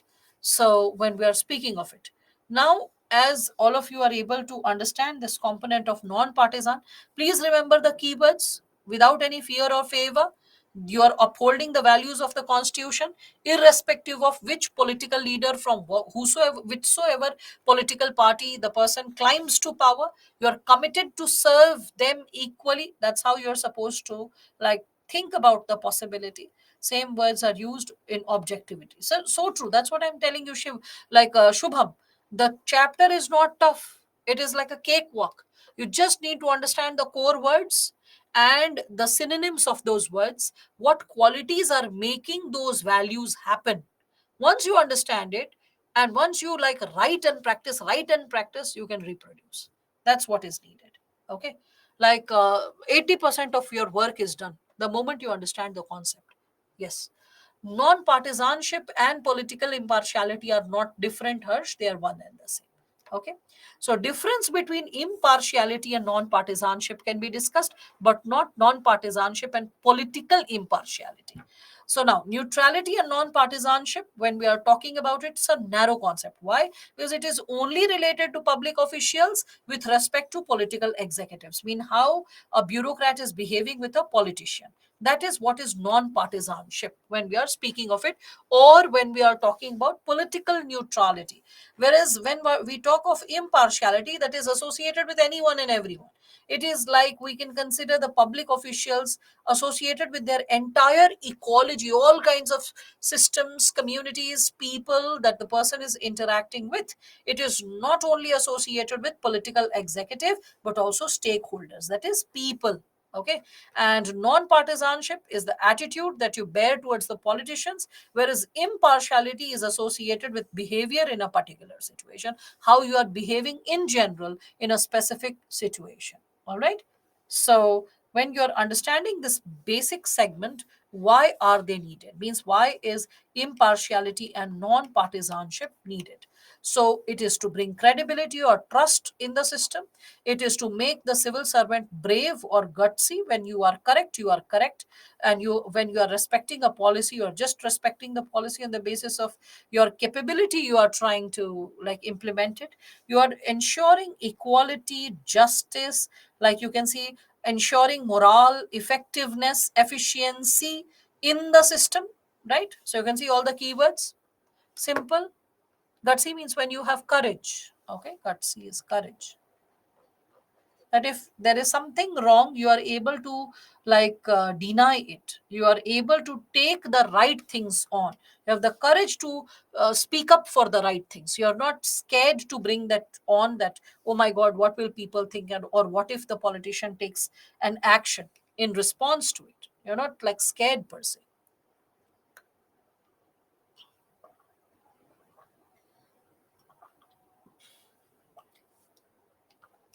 Now how can we ensure? So how can we ensure civil services conduct rules 1964? You can think of All India Services Conduct Rule 1968, right? The details have been shared over here. So you can see that is also something which is ensuring how to maintain impartiality and non-partisanship. Again, Code of Ethics 1997. So that is also incorporating the component of non-partisanship, whereby you are respecting rule of law, human rights, objectivity, transparency, and impartiality in the services. Now, before we move to positive consequences of non partisanship, we can further reflect upon the segments pertaining to it, like few more reflective insights when we are talking about it. First and foremost, my question, when we are talking about impartiality, let me add something over here. When we are talking about the concept of impartiality, so my question goes, should a civil servant always remain impartial? No, I purposefully have left it. Always remain impartial. And if not, you are saying no, then in what situations do you consider? All those people who are saying no. So, in what conditions the civil servant cannot be impartial? Like the person should treat everyone alike. All right. The PM is asking to do any corrupt act, then how to deny? You don't have to serve the PM, you have to serve the constitution, the rules and regulations of the state, the code of ethics. It is above all, it is above everything. Everyone falls under it, all the posts and designations. All right, Vivek. So you are supposed to obey the prime minister when the constitutional laws are being dictated, when rules and regulations in consonance with the we can say code of ethics and code of conduct is dedicated. It's not that the prime minister is saying that go and just murder this person. Why would he say? I mean, like, but still, like, let us say if the person is saying, any person who's holding designation is encouraging you to do and go and do a personal crime, then that you are doing on the basis of your we can say uh, immaturity. There's nothing to do with the person who is dictating you. The person is just a mere accomplice to the crime by encouraging you to behave negatively. Anyway, so as all of you are talking about it, affirmative action, very good, very good. Bhumika, welfare for vulnerable section, weaker sections to uplift for favoring weaker section. All right, so all those students who are responding this, I appreciate them. At the same time, when we are speaking of this, just a second. So oh, नहीं ये तो मेरा भाग रहा है तेरी. So how to see the comment section accordingly? Just a second. So no space, it should have been here. Okay, no worries, I'll just put it like this. Yeah, so affirmative action and welfare of the masses, caste related distinction. Okay, all right, all right. So vulnerable caste distinction, welfare. Okay, fine, good. So all those students who could come up with this given insight, great. I appreciate the clarity that you have. So you can see that no, only when the situations remain equal, situations remain equal, comma, impartiality should be exercised. Impartiality, oh, impartiality should be exercised. Impartiality should be exercised. All right. So you are going to discuss that. Okay. Again, you can talk about in equal circumstances. In equal circumstances, you are going to talk about impartiality, and in unequal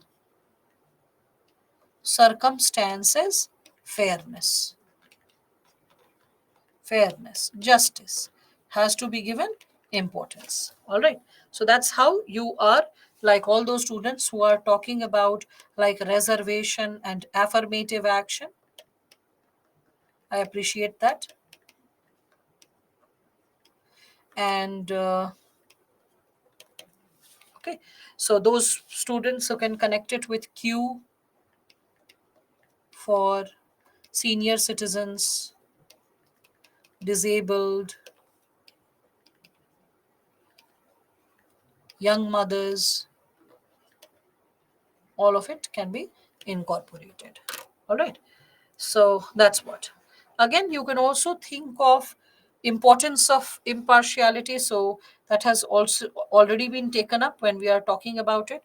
So after the difference between the two, why it is needed. So importance of impartiality, we have already discussed credibility, trust to make the person gutsy, the to ensure equality and justice, and we can consider it with high morale and effectiveness and efficiency. So all that is there. In this I can add one more. It makes the officer capable,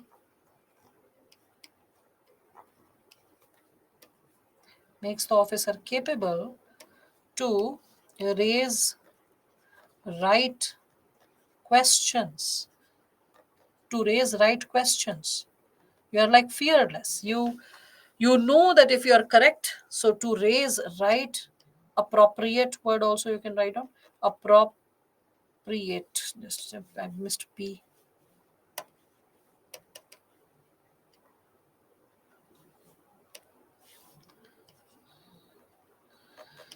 To raise appropriate questions. All right. And that is something which will make you capable to deal with people's issues more effectively when we are talking about it. The second point in previous slide. Okay. Second point in previous slide. So, second point is like in equal circumstances, you are exercising impartiality when everyone is equal. All men and women are standing and they are able bodied and young. There is no need for a separate queue. So that is equal situation, equal circumstance, be impartial. But if there are elderly people coming, pregnant women coming, or lactating mothers coming, then you need to create a separate queue.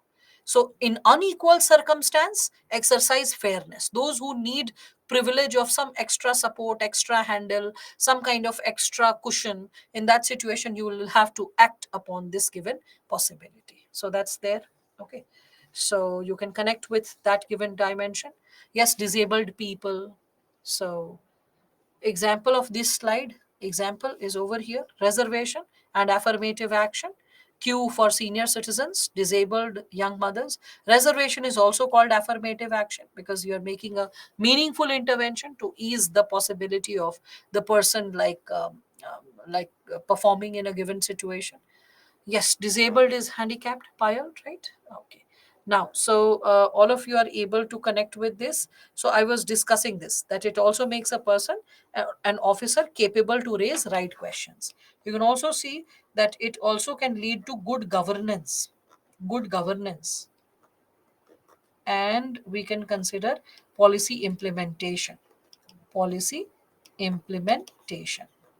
Policy implementation.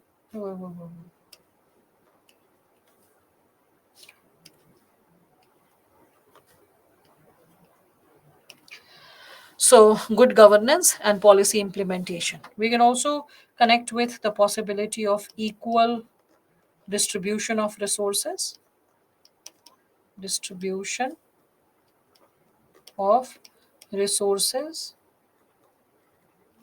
for the masses. So, you are able to promote the ideals of, like, we can say, equality, right? So, ideals of equality can be promoted in such a situation. When someone is asking what happens if breach of impartiality and non-partisanship happens, like just flip the points like a paranta, just go ahead with the negative aspects associated with all of these. As they are reversed, what kind of possibility is created per se. All right, so whenever like a breach is asked, just reverse the points. Probably I should note it down. If breach of impartiality and non-partisanship is asked, reverse the points. Reverse the points. Along with reversing the points, you can also think of the possibility of nepotism, favoritism. So, nepotism,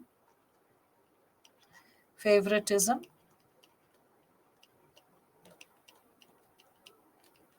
Okay, along with the reversal of the points. That's what you can create. All right, this was a quotation by Karl Marx. He had said that, show me the man and I will show the rule. And with respect to this, that show me the man, I will show the rule, I can narrate the incident of this fellow, Sri Rama Venkatraman. He was an IS officer in Kerala batch. So what happened that as an IS officer, he was one night he was drunk, like he had drinks at the friend's party. And then after that, what happened was that this person, he was getting back with his girlfriend and in the car, and by mistake he hit a pedestrian. The person was passing by and he was hit and he was killed on the spot. And this guy, Sriram Venkatraman, he, like, pushed his girlfriend ahead and he said that it's she who is responsible. Vijay, then you can just choose not to listen to the example. You always have the choice. All right. So then what happened that Sriram Venkatraman, this boy, because I think this is an effortless example, isn't it, Vijay? I mean, are you making an effort to listen to the example? Isn't it more like a narrative which I'm sharing with you? Okay. So, yes, you can also use Gandhiji's talisman as an example, Mithun, when you are talking about empathy and compassion being exercised. All right. So, then what happened that this fellow, just let me complete this Sriram Venkatraman's issue that all of you will be like, shocked that how an IS officer can be so irresponsible. So he pushed his girlfriend in front of the police and he said that it's she who was driving. So he tried to shy away from the situation. The police was so intimidated that didn't even take his blood sample for next 24 hours. Anyway, after a week, when the issue caught up some furor, then his blood sample and all those formalities was done. But you know that it was a waste. There was a lot of complexity in the case, and he was blaming his girlfriend. There were other complex angles. There was no proof. So it is considered that maybe because of this lack of sufficient proof and benefit of doubt and complexity in the case, there's a fine possibility they can be released, in this given case. And there is also a possibility that maybe some fine or maybe some 5 6 months of imprisonment can happen, and that too when he is blaming his girlfriend. So whatever situation is, but what I imply to say is that this is yet another example of abuse of power, misuse of power, and not behaving with impartiality at all times. So that's why we can consider this, what Karl Marx had said, that show me the man and I will show you like the rule. Because the kind of the person is, the nature of the post and personality that the person holds, that is going to determine the nature of power that is exercised towards the masses, the kind of, we can say, power that is reaching out to the people, right? Chanakya said an administration without corruption is impossible. Yeah, I mean, like, though he was the person who was also talking about 40 types of corruption that can exist in a society. Abhinav. All right. So that's there. Okay, so let us take a break and let us be back with the component of non-partisanship as we are going to discuss about it. So we have discussed this part. So non-partisanship, we'll be starting with that. And with non-partisanship, we'll start with this positive consequences of non-partisanship. All right. So with respect to it, let's take a break pertaining to this. It is 8:49 and we will not 8, sorry, 6:49. I mean, like, that my bad, because I was just reading this. So it's 6:49 and let's take a 15 minutes break and let's be back. All right. So this is what we can create as of now. uh, you don't need to get into the types of corruption. Okay, what are the 40 types of corruption? You don't need to get into that. So that's what.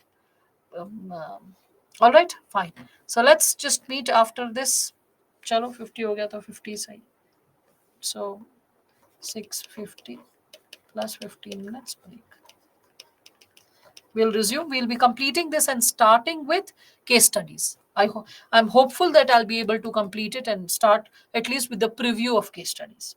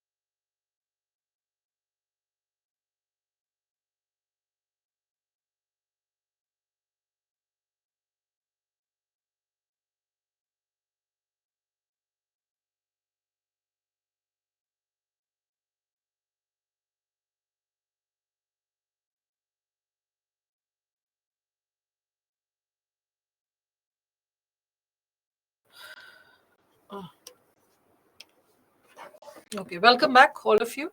I hope I'm in time. Today in the morning class, I started the session 5 minutes early. So they were like, ma'am, break is getting over at 20. I'm like, so what? And I just could not process it. 2 minutes later, I realized I have taken the session, resumed it little early. Anyway, so welcome back to all of you. Let us start with the remaining component associated with non-partisan behavior when we are speaking of the given subsegments, right? So, with respect to this positive consequences of non-partisan behavior, we all can connect it with, we can say, the trust and credibility, right? So, trust and credibility along with confidence in public office. So, confidence of public. So, trust and credibility and confidence of public in non political character of a civil servant. So, trust, credibility, and confidence. That's what you create when you are non political, like with respect to this given dimension. So, yeah, that's something which you can connect with. Again, you can talk about, like, we can consider there is better policy implementation. So, better policy implementation when we speak of it. We can also connect it with the dimension of checks and balances. Checks and balances is maintained. Right. Again, we can also talk about there is confidence. Confidence of ministers belonging to any political party in the loyalty of their permanent civil servants. Again, we can also connect it with high morale. So, high morale is created when, like, we can say that transfer and posting, all of it is on the basis of merit. So, transfer, posting, service conditions, service conditions are based on merit, based on merit rather than political considerations. Political considerations.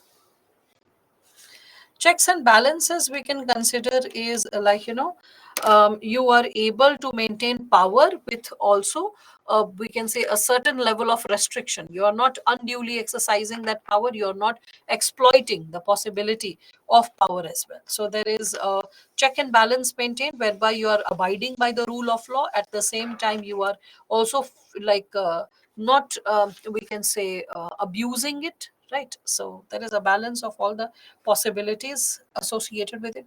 In 2013 the Supreme Court had given clear directives laid down before the center and the state government to set up a civil services board. They said that please set up a civil services board for the management and transfer, for the management of the postings and transfer of civil servants, okay?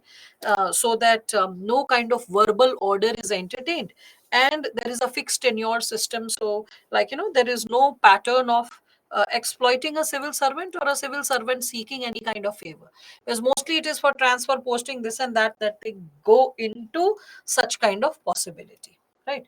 And when we are speaking of it simultaneously, if we are talking about this given possibility, you can also think of breach of non partisanship. If that is happening, what will happen? So there will be corrosion, okay, corrosion of non-partisanship, which will lead to corruption, scams, right? So that's something which you can hyphenate. These are some factual sub segments according to me, which you can just elaborate with the name of scheme, like scams, etc. There are so many scams in India. You can just put an example and work it out. Yeah, ma'am, if we follow all these principles, how will become cabinet secretary? Who said that cabinet secretary Bhumika at all times is a corrupt person? There are a lot of officers who are very upright and honest, and they have served, and they have also, like, been able to climb up the power ladder. I think that all kinds of combinations work, and all kind of possibilities work, and different types of people make it to the power structure. So I mean, like, generalizing that, oh, those who are like at the higher levels of power, they might be very corrupt. That's like not realizing that all people are not corrupt. There are ideals, and the people who are reaching to the top can also be really, like, we can say, people of higher mark of integrity and uprightness when we speak of it. All right.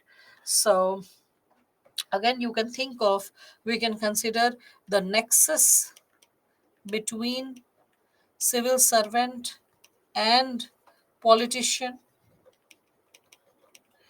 which you also know is crony capitalism, right? So you can think of crony capitalism. You understand what is crony capitalism, all of you? Yeah. So politician, okay, and then there is this, we can consider criminalization of politics can also be connected to it, and then there is this bureaucrat, and we can consider that there is this businessman, and you can connect the game with all of them. So this, and then this, and then this, and then this, and further you can connect it like this, and then like this.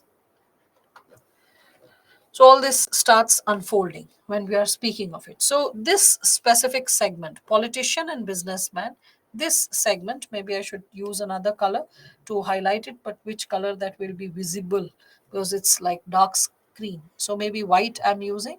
So this is called crony capitalism.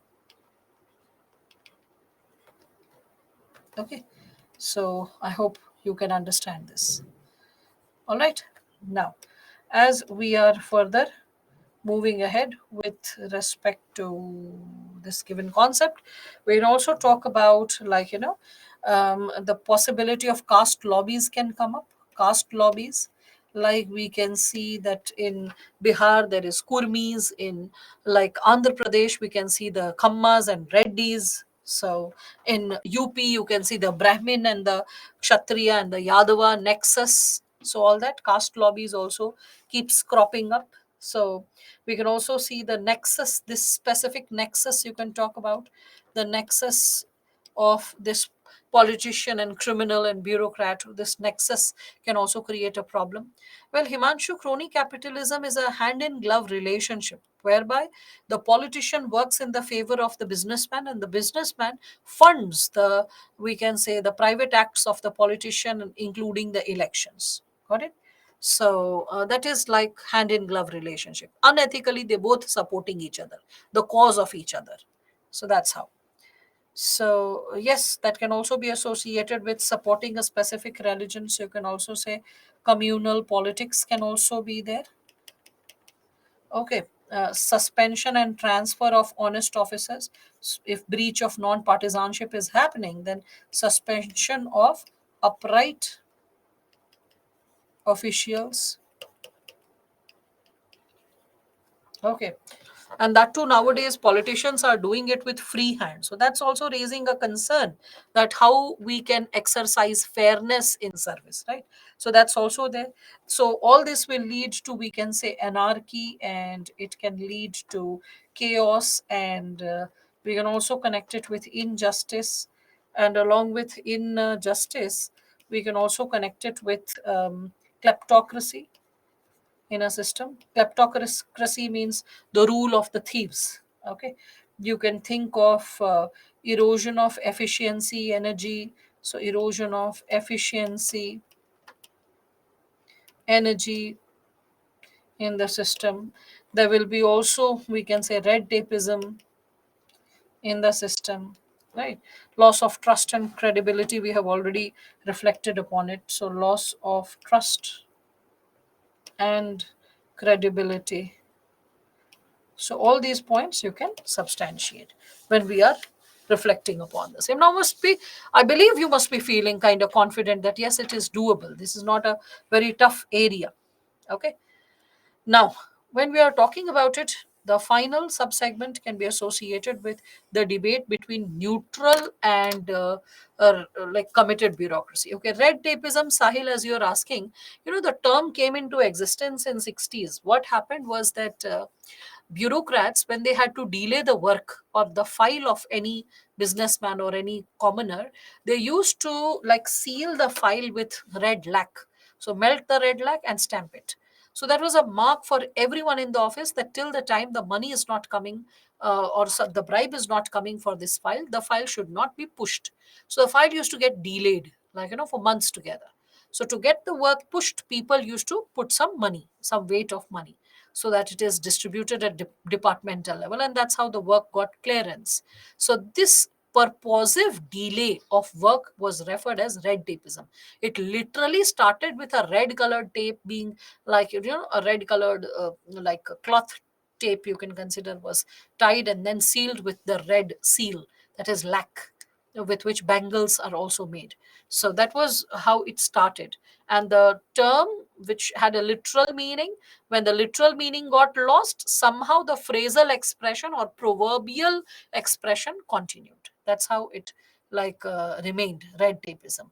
Hand in glove relation means when it is not evident to people, but some unethical handshake or unethical correlation, which is not loud or clear or known to the people, is being carried forward under the sheet. All right. So, understood that, Vivek?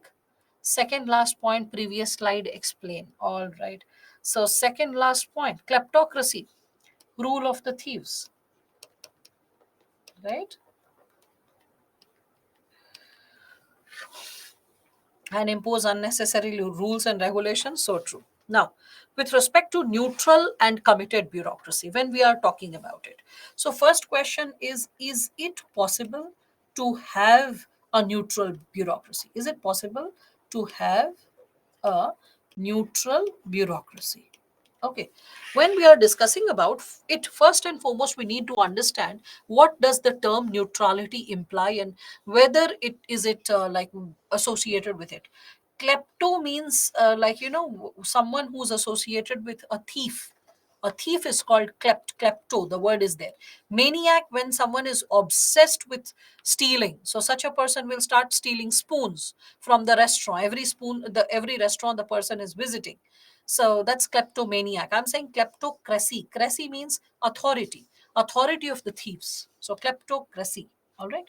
Now, so with respect to this, when we are talking about it, is it possible to have like, this dimension of neutral bureaucracy? We all can consider first and foremost what is neutrality all about.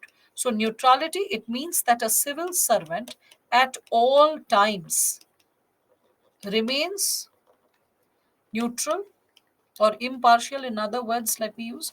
So the civil servant remains impartial, okay, and non-partisan. So impartial and non-partisan throughout his career, throughout his career, right? That's something which all of us can connect with. Again, neutrality, when we are talking about it, so what is the neutrality associated with? It is associated with political sterilization. Political sterilization means when a politician is dissociating from the politics of the day. Okay, politician is dissociating from the politics of the day. So this term, political neutrality, this term was first used by the British. And when did they use? So 1919, in the like we can say Montague-Chelmsford reforms. You can see the mention, Montague-Chelmsford reforms. And with respect to this Montague-Chelmsford reforms, we all can connect the insight that why. So it was because, like, the like we can say the civil servants were Indians, And we can also say that they should not get so they shouldn't get inspired or persuaded, shouldn't get inspired, or we can say persuaded, or we can say involved in the politics of the day. Politics of the day. And it was the civil servant who was running the show. Okay. So it is the civil servant who was managing governance, managing all forms of governance, all forms of governance. So it was not possible to rule. You all can understand. So it was not possible to rule if the civil servant was empathetic to the politicians of the day. Empathetic towards politicians. Why? Because that would have generated, we can say, it would have generated anti British sentiment, right? Anti British sentiment. So they had to like control this possibility, right? So they just wanted to neutralize the bureaucracy, and that's why like neutral bureaucracy was based on like we can say the bureaucratic dichotomy from politics. Okay, so we can consider, so neutral bureaucracy was based on, we can say, bureaucratic dichotomy. What is bureaucratic dichotomy? So this bureaucratic dichotomy is associated with, like we can understand who are like taking care of the policy formulation. So politicians were taking care of policy formulation. And what were bureaucrats associated with? So they were associated with policy implementation. So if it is very clear that the bureaucrats are the ones who would be taking care of policy implementation, then they were also, we can consider that they were also active in terms of what kind of policies ought to be formulated, because the one who's implementing is aware of the lacuna, so we'll also have the inspiration or the idea what kind of policies ought to come. Yes, like Subhash Chandra Bose resigned from ICS for politics. Even Aurobindo Ghosh, he had prepared for the exam, though he did not clear it. But you can see a lot of Indian officials were also making at lower rungs of bureaucracy, right? So if an officer is member of town planning committee and purchases land at a very cheaper rate, that's associated with favoritism, isn't it, Vivek? That's understood and implicit. So we all can understand that when it comes to bureaucrat associated with policy, maybe I should mention it here. So if when we talk of bureaucrat related to policy formulation, it's not that it's not there. Policy formulation is also there, because the policy is passed in a skeletal structure. So because the policy is in skeletal structure, who fills in the details? The bureaucrats, right? So the bureaucrats fill the details. So the bureaucrats fill the details of the policy. The bureaucrats fill the details of the policy. That's what all of us can understand. So rest of the law, when we are speaking of it, so rest of the law is substantiated by the bureaucrats. Substantiated by the bureaucrats. All right. So they have an active role. Hence, they have an active role. And in this situation, we can understand bureaucrats can't be neutral. And we can also connect it with the possibilities associated with what all they are doing. So on one hand, we all can see that when they are filling the details, when they are associated with the laws, this is called delegated legislation, right? So delegated legislation. So if we reflect upon the possibility there is delegated legislation that they are associated with, other than delegated legislation, we can also see that they are like also acting as judges. They are acting as judges. And here we can connect them with the adjudication or administrative tribunal, right? So administrative tribunals, right? And administrative tribunals, when we are talking about them, or any role of adjudication that they are carrying forward, for example, you can think of TRI, you can think of SEBI, right? So in all these bodies is the bureaucrats who are heading, right? Again, you can see that another segment which you can say is that you can't be neutral in welfare functions, can't be neutral in welfare and development functions. You will have a political opinion, a socialist mode of empowerment or a capitalist mode of empowerment. Okay, so in developmental functions, so you can't be neutral in developmental functions. So neutrality will lead to status quoist approach. Neutrality would lead to status quoist approach, right? So we need to reflect upon that.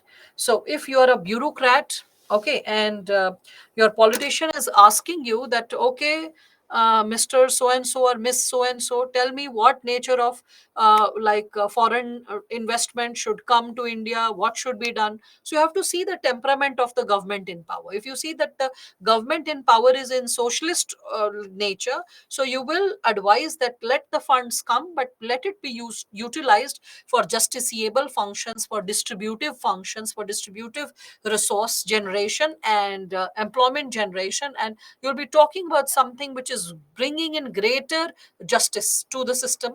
And when you are seeing that it's a capitalist government, you will be talking about the like government to profiteer more, to enhance or start more, we can say, heavy industries, or maybe something associated with we can say soft power. It can be associated with generating something pertaining to we can consider like a kind of heavy infrastructure like roads, okay, like metro, like maybe water purification plants. So you can start off with initiative that is like pro political parties agenda and ideology. So you don't have to remain silent, you cannot remain silent, you don't have that choice to remain silent. So you cannot remain neutral. That will be a status quoist approach. Status quoist means you are like completely running away from taking a standpoint, and you cannot say in bureaucracy that I cannot take a standpoint. Okay, so please brief this section. Continuously writing, missing out the. So I'm explaining that, Asmita. I hope you are listening to me right now. You are not lost right now. Okay, what is bureaucratic dichotomy? Bureaucratic dichotomy, Himanshu, was a previous point which I had shared with you. Bureaucratic dichotomy means the bureaucrats have to work on, it is considered they have to work on policy implementation. But the truth is, they don't have to only work on policy implementation. You can see that the bureaucrats, they have to also work towards policy formulation. So that's the dichotomy. We think they are into policy formulation, but they also work towards policy, this policy formulation, because they provide the details to the skeletal structure of the policy. Along with the skeletal structure of the policy, these are the people who are substantiating a law that is passed. So it's not that bureaucrats are dissociated from the policy formulation role. At senior most level, they are also working on the details of the policies, or details of the law. So they have a pretty active role, and hence we cannot say that they can remain neutral. And this component of they supporting the policy formulation is associated with the term delegated legislation. All right, Harsh, I hope you can understand that. Yes, dichotomy is similar to paradox, contradiction. So policy designing is else is designing, policy implementation is someone else is implementing. But truth is, are bureaucrats only associated with policy implementation? Yes, BDO, SDM, DM, all these are associated with policy implementation. But is the senior most bureaucracy not connected to policy designing? Well, they are, as members of committees, as we can see, they are providing suggestions at different levels as they are building the details of a given policy. So we cannot say that they are totally dissociated per se, and they are neutral, and any possibility or any point as such. Okay, so you cannot be neutral in welfare and development functions when we are speaking of it. Neutrality is something that will lead to status quoist approach. Again, like Niti Aayog chief secretary, for example, chief secretary of the state and center, as they are engaged in policy formulation. That way is also you can connect it. So we can an officer can keep check on grade B level officers. Yeah, that's also there. Definitely, an officer can keep a check over the team. But here we are also talking about something more: the functions of the judiciary, the functions associated with welfare, the functions where you have to take a standpoint. What is neutral? The topic is neutral bureaucracy.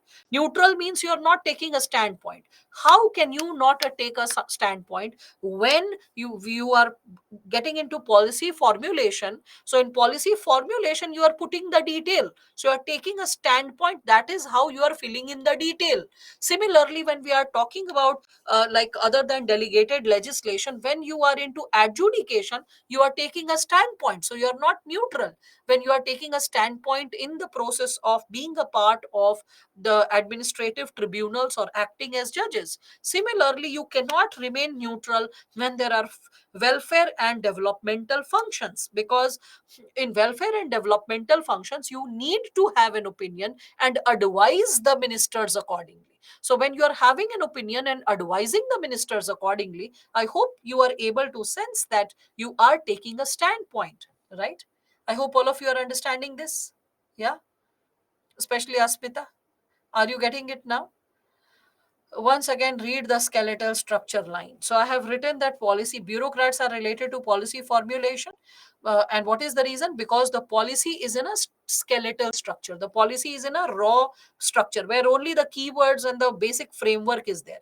The details are filled by the bureaucrats. Got it? So rest of the law is substantiated by the bureaucrats if a law is passed.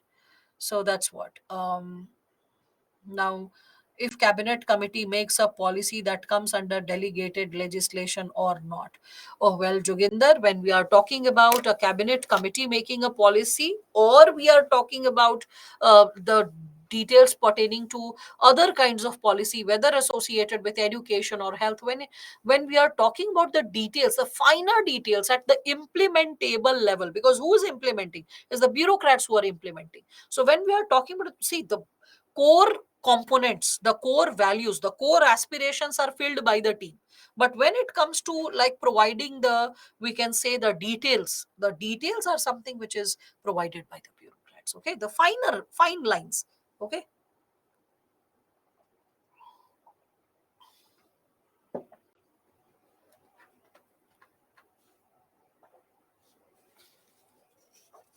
So all of you are understanding this component of like committed bureaucracy, sorry, neutral bureaucracy. Now I have to give you an idea about committed bureaucracy as well. Now, before I move to this dimension, probably I should add something more related to neutral bureaucracy, because you can get long questions associated with this area. So when we are talking about neutral bureaucracy, okay, so we can understand the biggest challenge, another subsegment, because you can see I have put like these ticks, you can see this, right? Okay, so there have been three, and I'm putting the fourth one over here, as you can see. So neutral bureaucracy, the fourth segment, is the biggest challenge of neutrality is its will leads to moral corruption.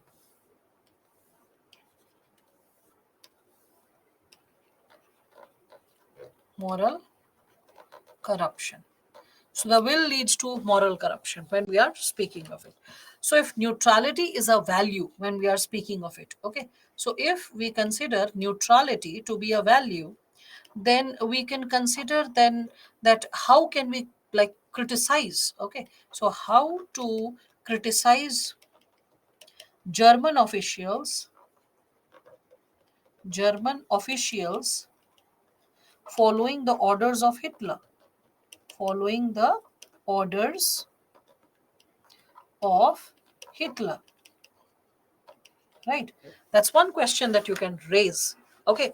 Or for that matter, the role of bureaucracy or bureaucrats during riots in India, during prolonged riots in India. Whenever there is a prolonged pattern of riots, can we deny that, the role of bureaucrats is not involved?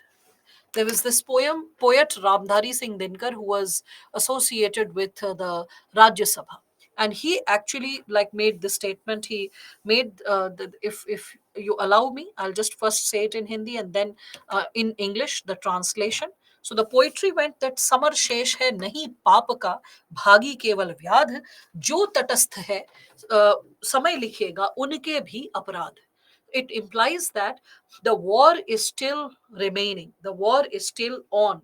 It's not only the person, the hunter, who will be punished, the one who has committed the sins who will be punished. It is also those people who have remained neutral in situations where they would have and they should have taken a standpoint. Those individuals who remained neutral, they also shall be paying a price for it. Okay, so that is also something which I can put forth. Okay, so is neutrality a value? When we are speaking of it, we can again connect the possibilities pertaining to it. I think, Vivek, you can do that much at home, right? You can put the numbers next to the points. You can always follow the points which I'm sharing, right? So when we are speaking of it, okay, once again, okay. So, Sundaresh, the statement was that the war is still on. And it's not only the hunter who has committed the sins, those people who have remained neutral, time shall write down even their sins because they remained neutral when they had to take a standpoint. Okay, so that's something which we can again talk about. So these are examples when we are speaking of it. So these are like examples. Again, we can think of yet another example when I'm talking about it. We can also think of the 1857 revolt. What was the role of masses? The masses remained neutral. Okay, so when masses remained neutral, that was one of the reasons why it was not a pan-Indian revolt. Pan-Indian revolt because the masses, they felt that their condition is would be same under the British as that of the princely states. So seeking independence is not taking them anywhere. So the real motivation was not there. So they were neutral, and that was the reason that the intensity with which the revolt could have occurred, it did not magnify to that level, and it was crushed by the British accordingly when we speak of it. So neutrality can also be a problem in itself when we speak of it. Another example we can also give is from the English tradition. It says that darkest places in hell are reserved for those who remain neutral in the times of moral crisis. Okay, so that's also something which you can connect with. Again, I can quote Sage Kashyap. So Sage Kashyap had also like given a quotation in Mahabharata. He said that dharma is wounded when honest people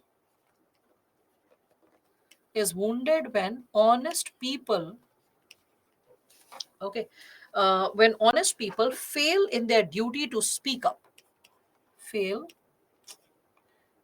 fail in their duty to speak up. Okay, so neutrality is not a virtue in all situations, in all conditions. There have been officers in the past who have chosen not to remain neutral or indifferent to the situation, like Kanan Gopinathan. You can see that this IS officer, senior IS officer, he presented his resignation after being posted in Jammu and Kashmir when he was coerced to sign certain files which he did not want to fall party to. So he said that I'll choose to resign rather than be a party to this crime. I mean, and he said it like in public that I just chose to resign because I went into the system to serve, not to become a party to what already was happening. So after serving in the system for a couple of years, he quit. That is something which I'll not advise in any given scenario. That if situation is really terse, then you can think of that possibility. Otherwise, you have to fight it fit, and you can get inspired by seniors who have survived the system, yet they did not stop being good human beings, compassionate officers, serving the system with integrity and uprightness and with utmost levels of dedication. So you can always keep getting inspired by those given individuals. Okay. So again, the another segment which can be pinpointed as we are discussing about this possibility that biggest challenge of neutrality is its will. When we are talking about it, that is its will that leads to moral corruption. So another challenge which we all can uh, is it is comma it's क्यों लिख दिया है मैंने is and comma it will it will lead. Oh, I speak fast, that's why I write fast, and then my pen is unable to catch up with my speech, and that's why this little rough edge. Okay, another thing which you all can again reflect upon is the performance appraisal report. So performance appraisal, okay, of bureaucrats is done by politicians. So when the performance appraisal is done by politicians, then in that situation, you can see the problem of robotic sin. Robotic sin, that you remain neutral even when you are not appreciating a situation.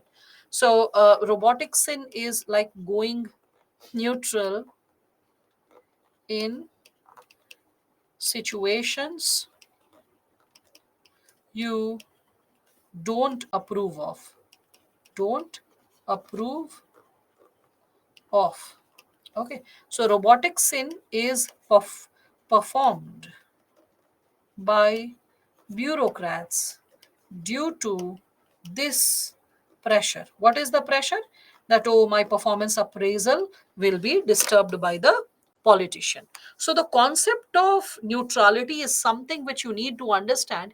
It has been dismissed, it has been discarded by a lot of thinkers, we can say public administrators, a lot of, we can say, international experts also who are associated with developing countries per se.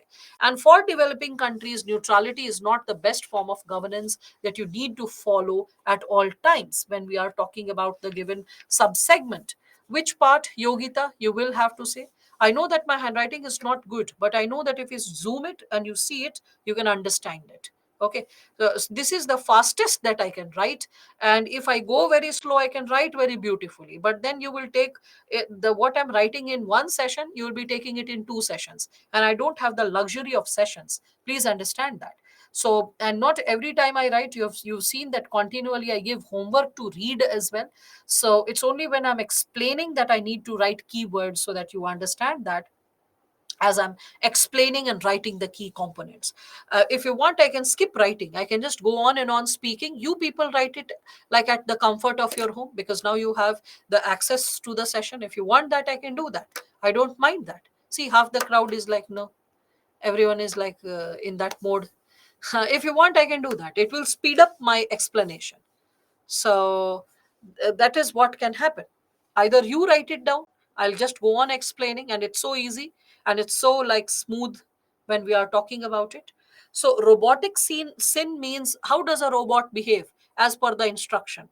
So a person who is when we are talking about this given possibility, with respect to what kind of intervention is caused, we all can see that uh, we can see that the person, when any instruction is given, the person refrains to respond in the fear of the performance appraisal being tarnished or affected by the politician.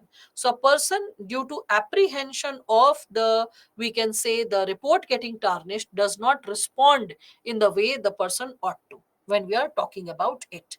So yes, I also am giving this while explaining. So all right, fine. So all those who are able to understand it, thank you. Those who are unable to, listen to the session once again, write it for your own self, like la la la la la, and then you'll have a good handwriting in your own handwriting, because this is the best justice that I can do with respect to it. When I keep explaining, you're able to see the sub segments on the board, and I'm explaining it. You all can handle it. So that's probably what I can help you with. You can listen to the session and revisit it in that situation. Can we give the example of Bhishma Pitama? Yes, you can give example of Bhishma Pitama from Mahabharata. His neutrality cost the war. So if I can act, but I do not act properly, is it negative neutrality? No, that is neutrality. Neutrality itself is treated here as a negative term. Means when you are like you know remaining indifferent in a situation where you should take a standpoint. So that is how it is being taken up. So, Vijay, I think some child has taken hold of your phone and random stuffs are getting typed. So please take control of the situation if possible. So, okay, good. If you're writing along with me, Nirmala, great. You can always note down things in your own handwriting, and that can help you. So that's amazing. Yes. So neutral of 1857 revolt point. Well, Abhishek, I mean, you see that in different estates, in different regions, in different princely states, revolt was there. But was it a pan-Indian level revolt whereby all the masses were participating? Do you think that if masses from all Indian states would have participated, the British would have sustained, or the British could have remained beyond 1857? No, when we speak of the given possibility. Yeah. So that is what I imply by 1857 when we are talking about it. So, okay, all right. That's really great, Labdi, when you are going ahead with this. Okay, okay, I'll continue with that. So, I hope you are understanding this given scenario when we are talking about it. So, with neutral bureaucracy, when we are talking about this given subsegment, you can understand that the concept of committed bureaucracy versus neutral bureaucracy, this debate emerged after independence itself. Okay. So, and it was especially after post independence, the unsatisfactory performance of the bureaucrats. So, this unsatisfactory performance of bureaucrats raised this concern that what nature of bureaucracy ought to exist. So, bureaucracy, please understand, it is a colonial legacy. So, a lot of mannerisms which were there during the colonial times, it got carried forward even after independence. If I quote Jawaharlal Nehru, so Jawaharlal Nehru had criticized bureaucracy. So, Nehru criticized bureaucracy, okay, for their fossilized mental outlook. Fossilized mental outlook. So he said that they need to be progressive, they need to move ahead. That's why Nehru also said that stop seeing people, okay, as we can say, beneficiaries. Start seeing them as stakeholders. But like alas, we are yet to realize that reality. We can also see Indira Gandhi had said that bureaucracy is the biggest stumbling block in national development. So, why did she say so? That bureaucracy is the biggest stumbling block in national development because of, we can say, the incompetencies of bureaucracy, the burdensome and complex structure which tries to delay the work, and shaitan ek raat mein insan ban gaye, josh mein li hawa di. Yes, that's also there.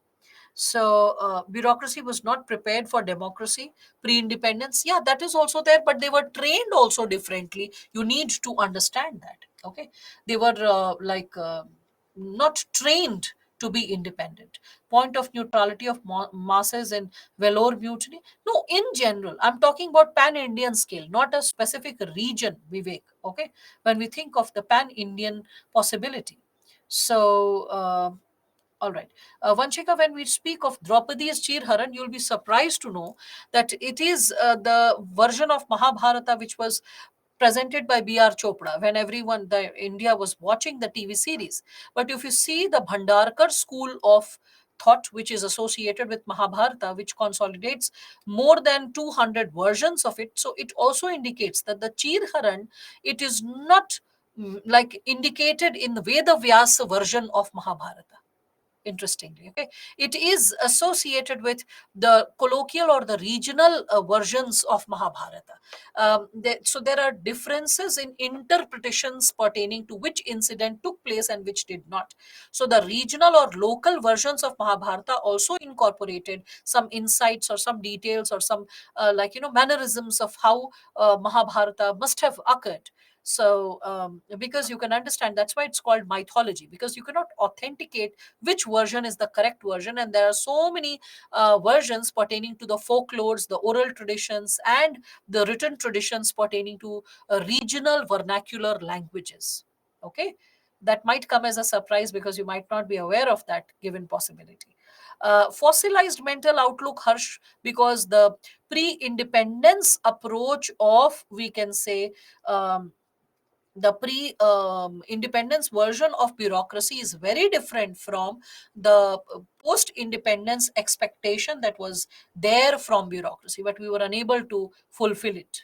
Okay, dichotomy, when we can consider there is a duality in the possibility of something to exist, when there is a binary possibility for something to exist. So like two things when staying there, but they have separate identity, different identity. That's what it implies. Justice Khanna showed non-partisan behavior in administration in Jabalpur case, and he never became CJI. So it was the price he paid for being non-partisan. Say different judges, even the present judge is quite, I would say, the present CJI is all Justice Chandrachud. He's also quite a man, I must say. I mean, his capability to take a non-partisan standpoint, capability to raise a situation whereby balance of power is triggered along with separation of power, that's something which we all need to understand. And yes, Vanshika, also to substantiate, one of your friends Labdi is also sharing that according to Jainism, Mahabharata has a different interpretation when you read the Jain version. So that's also there. Yeah, even I appreciate majority of the times what Justice Chandrachud says or the standpoints he takes. Majority, I'm saying, not all, but majority. Yeah, he is an upright man, and he takes care of many situations the way they ought to be. So I'm unable to understand. You can prepare notes, PPTs. Suma, what you can do is you can listen to the sessions and you can just note it down, because the PPTs have been prepared. There are 142 slides which I aspire to use, and you have not seen. I mean, maybe you were not present in the previous sessions, but you have not seen. There have been a lot of images, a lot of diagrams, a lot of text that has been written in the PPT. I'm barely writing like 4 or 5 slides, and you are getting tired instead of me. I am writing since morning, okay, and you are getting tired because if you are unable to understand, I mean, like, you can just zoom it. Nehru doesn't look like Gandhi here. Criticized doesn't look like appreciated here. B looks like B only for their fossilized mental outlook. You don't know what kind of tormenting torture we undergo when we are reading your handwriting. I mean, you students' handwriting. It can be really harassing. So what I'll do, I'm again saying, so if third time I get this thing from any student that ma'am, the handwriting issue, I'll stop writing, I'll start explaining, I'll explain thrice. Listen to the video 3 times, and that will be like worthy of undergoing the rigor. Okay, I'm not going to, because in the like PPTs, what do? I just get the keywords typed most of the times, and this is the last bit of the chapter which we are discussing. So can't you bear with it? Can't you bear with just like maybe a slide or two? Like focus on reading and understanding. That's what I know. My handwriting is not beautiful, but it is readable. This is what I'm saying. Okay. And now I remember my father, who used to, as a child, he used to like literally push. He has beautiful handwriting and he used to push my brother and me that you people have such painful handwriting. God knows from where you have inherited it. So we used to like giggle, sometimes get scolded, sometimes giggle. We also had a handwriting copy. Somehow my handwriting still became okay. My brother likes like what to say, mosquito shit, but he's an officer and it can work in his case. In my case, being a teacher, a student, like few students who have super good handwriting, they'll be like, huh, this is some other version of handwriting which I am seeing. But I believe you can understand that. Okay. You understand, Grishma, fossil? What is fossil? Probably this third time I'm seeing that what is fossil or fossilized. So fossil, you understand? You must have heard of it. Dinosaur, fossil. Yeah. So if you can understand fossil, you can just connect it with pre-independence version of bureaucracy. It continued post-independence. So that is how it becomes like, fossil. Okay. The post-independence, we all can see like the fossilized version. So fossilized mental outlook. Again, one more thing, the three students who had an no, my handwriting is just fine, it's okay, I don't want appreciation also, I know where I'm standing. What I am requesting to those students, those 3 4 students who have an issue like that, oh, the handwriting could be better, to them I'm saying, try to put a stopwatch and try to write something around, like, let us say, because you have to write, right? So try to write something around like 1,000 words within a time period of, like, let's say 45 minutes. Try to write that much. Okay, and see your handwriting. You'll realize what I imply to say. Because in the exam, you're supposed to write 4,000 words within 3 hours. So you need to have a speed. It is okay to say that have beautiful handwriting and cursive handwriting when you are going slow and easy. Okay, when you are going very easy with the words, with the terms. But when you are going at a speed, when you're explaining the concepts, building the dimensions, working on the perspectives, then in that situation, few alphabets may go a little haywire. You have the independence. Okay, you have the independence to request that, ma'am, what is this term, please explain, I'll just correct it if it is looking little twisted, but I know my handwriting is legible. If you zoom it, it is legible. The only issue is it's not beautiful. I own that up, it's not beautiful, but it's legible. All right. So that's what I'm requesting. Those 2 3 students who still have that, please try writing a full mains test. Okay, 4,000 words. First, you won't be able to deliver so many words. When you have to write a lot, no, then the handwriting is not as you write projects. Projects, we are really good. I mean, if I'll show you, like, for example, if I'm going slow, idea of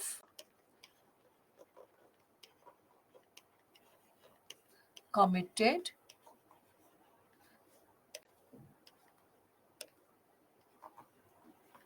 bureaucracy. See, this is my original handwriting. But can I write with this space? Can I complete the session?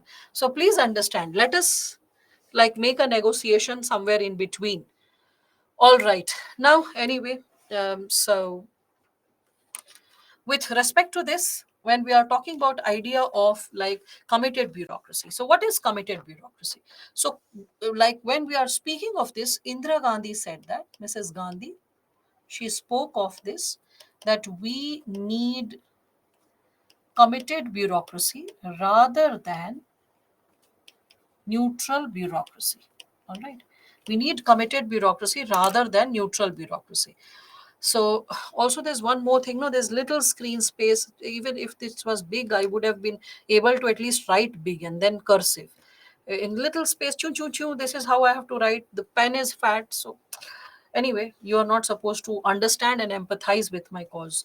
You are supposed to just raise issues and get it addressed, and that's what we are supposed to be. So I'll try to find a solution for it. Now, with respect to this, when we are talking about it, so Indira Gandhi, she said that we need to be a committed bureaucracy rather than neutral bureaucracy. I'm writing this because some student will suddenly ask that, ma'am, what is NB? So for that child, this is neutral bureaucracy. All right. So, like we can see that Jagjeevan Ram, the very next day that Mrs. Gandhi spoke in the parliament that we need committed bureaucracy, he explained what is committed bureaucracy. So, he said that when we speak committed bureaucracy, the person is the bureaucrats are committed to the constitution. Okay, they are committed to the constitution.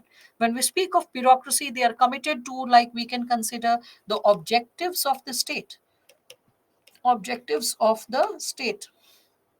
We can again connect it with the possibility of they are associated with, like we can say, the rules and regulations.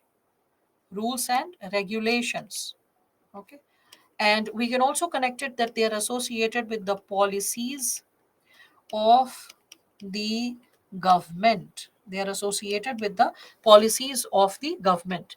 We can also see that a committed bureaucracy is the one who is responsive. So, committed bureaucracy is responsive. We can also consider that the committed bureaucracy will provide free and fearless advice. Free and fearless advice. Again, we can reflect upon the possibility of a politician.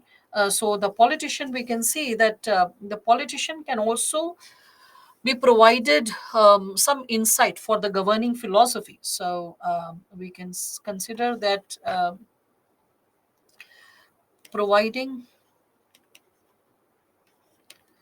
um, we can consider insights for the governing philosophy of the politician. Right. We are also connected with the dimension associated with, like, providing the best possible advice. So, a committed bureaucracy, is motivated to provide best possible advice. Okay, so that's something which all of you can connect with when you are discussing about committed bureaucracy, right? So, committed bureaucracy versus neutral bureaucracy, when we are reflecting upon the same, we can also consider, like, there is politicized bureaucracy. So, politicized bureaucrats, and then we can see there are committed bureaucracy, and then there is neutral bureaucracy. So, committed bureaucracy is in between. It's like we can consider it is exercising Buddha's middle path, or it is like we can consider it is exercising Aristotle's golden mean. So, Aristotle's golden mean, right? So, that's something which you all can connect with.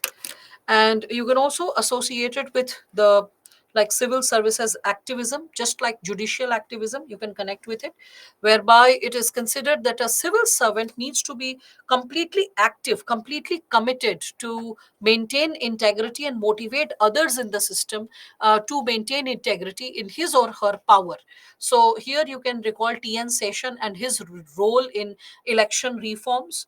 Vinod Rai, despite a controversial tenure, you can remember that being a ex CAG official, he also had brought certain CAG activism during his times. Okay, so similarly, Ajit Doval, again, he also undergoes a lot of controversy, but he has also tried to bring in some kind of activism in his role.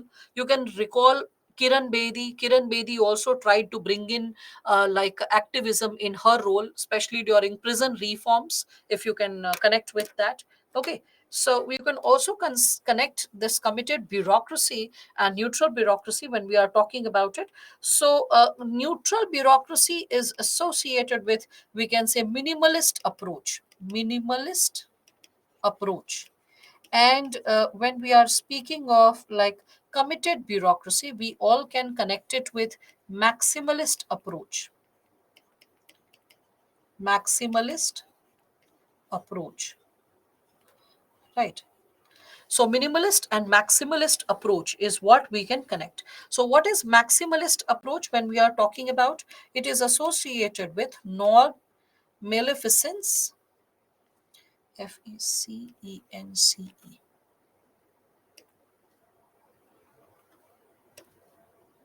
So, okay, non-maleficence means not, sorry, ulta likhna tha. So this is maleficence. No, maleficence is opposite of beneficence. It's maximalist approach, so it has to be beneficence.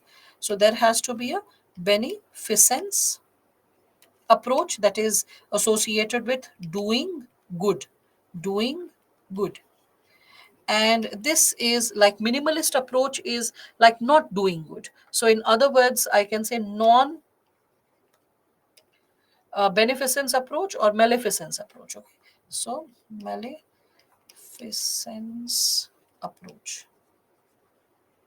or we can say not doing good. Not doing good. All right, so that's something which all of you can connect with. So you can see that during COVID a lot of people were able to perform accordingly, and there were situations when you can see that that was missing. Civil servants during COVID actually exercised a lot of civil services activism, and they brought a lot of change in terms of the way we can say the kind of impact that they could create. All right, so this is like minimalist approach is basically associated with maintenance function. Okay, this is associated with maintenance function, and this is associated with development function. Development function. So development function needs creativity. So that's how committed bureaucracy will need that. And you can understand that the second ARC has also recommended this. Okay. So second ARC recommends this. Recommends this. All right, so this is what all of us can understand when we are talking about it. So the concept of this committed bureaucracy, it is something which is a debate rising out of unsatisfactory bureaucratic performance post independence. So the traditional outlook of bureaucracy did not change despite independence, and despite the fact that a lot of politicians of your days, they kept hyphenating, they highlighted the civil servants that their approach needs to change, they still continued with their neutral approach. Neutral approach was not really helpful for we can say the long run, because it was not adding value, and the kind of creativity and out of box solutions that was needed for a country which was freshly independent, that kind of support, that kind of creativity was not coming from bureaucrats, because they were still stuck in the neutral approach rather than the committed bureaucracy, right? So with committed bureaucracy we can see that bureaucrat can like align his or her objective with the objective of the state in terms of optimum performance and executing the policies at the best possible level. So when a bureaucrat is like, let's say, getting into the system, the person needs to realize that how the person is politically responsible, how the person is responsible for the possibility of how the governing policy is executed, what kind of ideals or values or ethos are followed in the society, what kind of professional advice they need to give to the politicians, how they need to like carry forward their social philosophy towards the larger masses. Okay, and all these sub segments, when it is covered together along with advising the politicians of the day meaningfully, that is something which ensures public welfare in all phases or all spheres of life. All right, that's what we can consider. And that is something which can encourage the possibility of committed bureaucracy. All right. So this is something which I would be also sharing. Okay, with respect to, I hope you have gone through the material. If not, please go through the civil services foundational values for civil services material, the additional reading material that I had provided on Friday. That will also be fixing your basics. All right. So, should bureaucracy learn from corporate culture and commitment? No, I have already given the solution. What is committed bureaucracy and how one ought to perform? Okay, Abhinav, when we are speaking about it. So, like committed bureaucracy is associated with serving the maximum. Being committed to the issue of serving to the max, being creative, trying to find out of box solutions, working with politicians hand in hand rather than staying aloof, or rather than getting intimidated in the name of appraisal. Okay, so that's what is politicized biased. Yes, politicized is the extreme version, just completely opposite to non-partisan. All right. Besides serving the civil servant, can we? Besides serving as civil servant, can we continue our studies? Yes, you can. You can always like you can take a break and you can go abroad, and your entire education will be funded in all Ivy League colleges or best of the best universities across the world. Entire fee is paid by the government of India, and you can avail higher degrees and you can benefit out of it. Can we say politicized bureaucracy involve partisanship? Well, yes, we can consider that. There was internet distribution, maleficence, politicized bureaucracy is more negative even than politicized bureaucracy is the other extreme end of neutral bureaucracy. In neutral, you are becoming indifferent. In politicized, you are getting over involved with the politics of the day. Okay.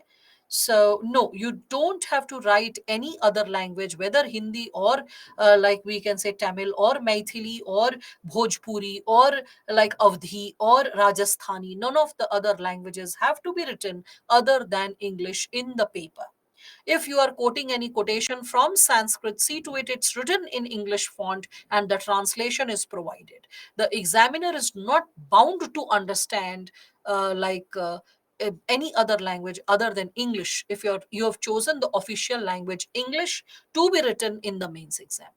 Similarly, if some student, I say this to Hindi medium batches also, very rarely I go to teach them, but whensoever I do, so I just tell them that if you're choosing to write in Hindi, but in that situation, you have chosen to be a Hindi medium student, don't try to speak English. Okay, don't say that, ma'am, हमारे books नहीं मिले हैं. Don't say that. I mean, speak in Hindi flawlessly, and they struggle all the more. So that's also there. So, will government give salary if one studies abroad? Yes, exactly. No, not the salary. Your fees will be paid. Okay, and some basic stipend or something like that is there, but not a salary. And which type B earns maximum most? Type B means you want to say committed bureaucracy. Committed bureaucracy, we are not talking about earning. The focus is not on earning. It is all about outcome. The focus is on outcome. What if the question is asked in the PT instead of bureaucracy? Why don't you join the other service platform to serve this country? No, such random and vague questions are never asked. So you can be just rest assured about that. All right, so everyone is understanding this given component, right? All good. So please go through the material, the notes that has been provided with respect to, we can consider foundational values for civil services. Here, we all can move ahead with the next subsegment that is pertaining to how to solve a case study. So, with respect to how to solve a case study, we all can see first and foremost the World Development Report 2015, which speaks about mind, society, and behavior. That's the name of the report, which speaks about three important principles of decision making. The three core principles or most important principles which influence our possibility of decision making when we are getting into it. So, what are those three principles as we are talking about it? First is thinking automatically. The moment you are exposed to a situation, you are able to think effortlessly.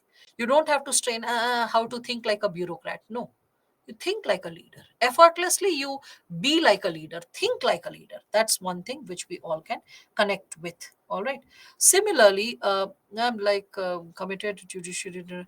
No, committed bureaucracy is not a negative term. It's like Abhishek, I have narrated the entire Ramayana. You are asking who is Sita. So I like compared neutral bureaucracy and like committed bureaucracy for almost 20-25 minutes, and you're asking that like this given segment. So it's not like possible, no? That committed bureaucracy, you are saying that, is it a negative term? Had it been a negative term, why would I have endorsed it as the middle path, connected it with Buddha's middle path or Aristotle's golden mean, and said that it is like the way bureaucrats should behave? Neutral bureaucracy was very old school approach, that was pre-independence approach, and politicized bureaucracy is the biased one. So in the world of judiciary, committed judiciary is the one which is associated with the biased phenomena. Don't mix terms and terminologies here to there, because it will malign your understanding. And also be present at all times while concepts are explained, because missing out on half an hour is too colossal, Abhishek. All right. So in which these types officers earn maximum most? Do you want to earn, Vivek? Are you going in the system to earn? I mean, do you want something more than the salary? Why this question for the second time? So, are you going to like, are you aspiring to earn something beyond your salary? Because if you're earning beyond your salary, you don't need to bother which type you want to follow. Okay. If a person is going into the drain, the person doesn't have to bother that what kind of pollutants are going to wash the person off. Right.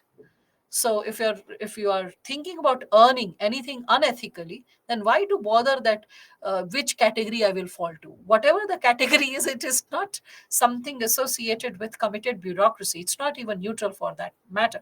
Okay, so no, it's not necessary at all times. It is politicized, maybe against the politician or the politics of the day also. A corrupt person belongs to no one. The way we say that a terrorist belongs to no religion, similarly, a corrupt person does not belong to any ideology. That's what. So, with respect to this, when we are like moving ahead, we also can see that thinking automatically, then thinking socially. When you are really motivated as a bureaucrat, subconsciously, anything that you think, you start thinking it from the larger perspective, how it is going to impact the society. Okay, how people are going to get affected, how the social networks and the norms are going to get affected. Again, thinking with mental models. You think with mental models because you have theories in your mind, solutions, tentative frameworks of solutions, and you have a tendency to recall those solutions which you have learned from the society, like in a situation of ethical dilemma, how to behave. If a poor person is begging, how to respond.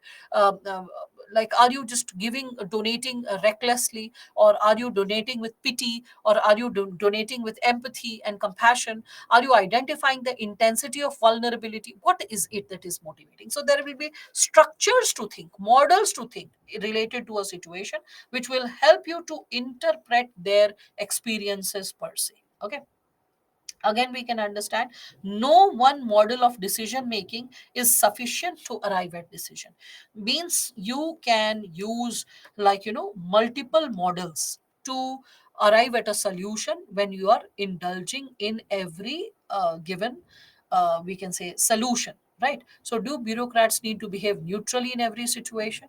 I just, Grishma, explained like the difference between neutral bureaucracy and committed bureaucracy. So I think you have the answer. I have already discouraged neutral bureaucracy as a pre-independence expectation. Post-independence, I've explained committed bureaucracy. So you should have been more attentive when I was giving you the explanation, right? So it is like it takes just a notch above. That's why it is important that you keep noting down. You people, Grishma, the moment you said, ma'am, handwriting, that very moment I worked on it. You can see that, right?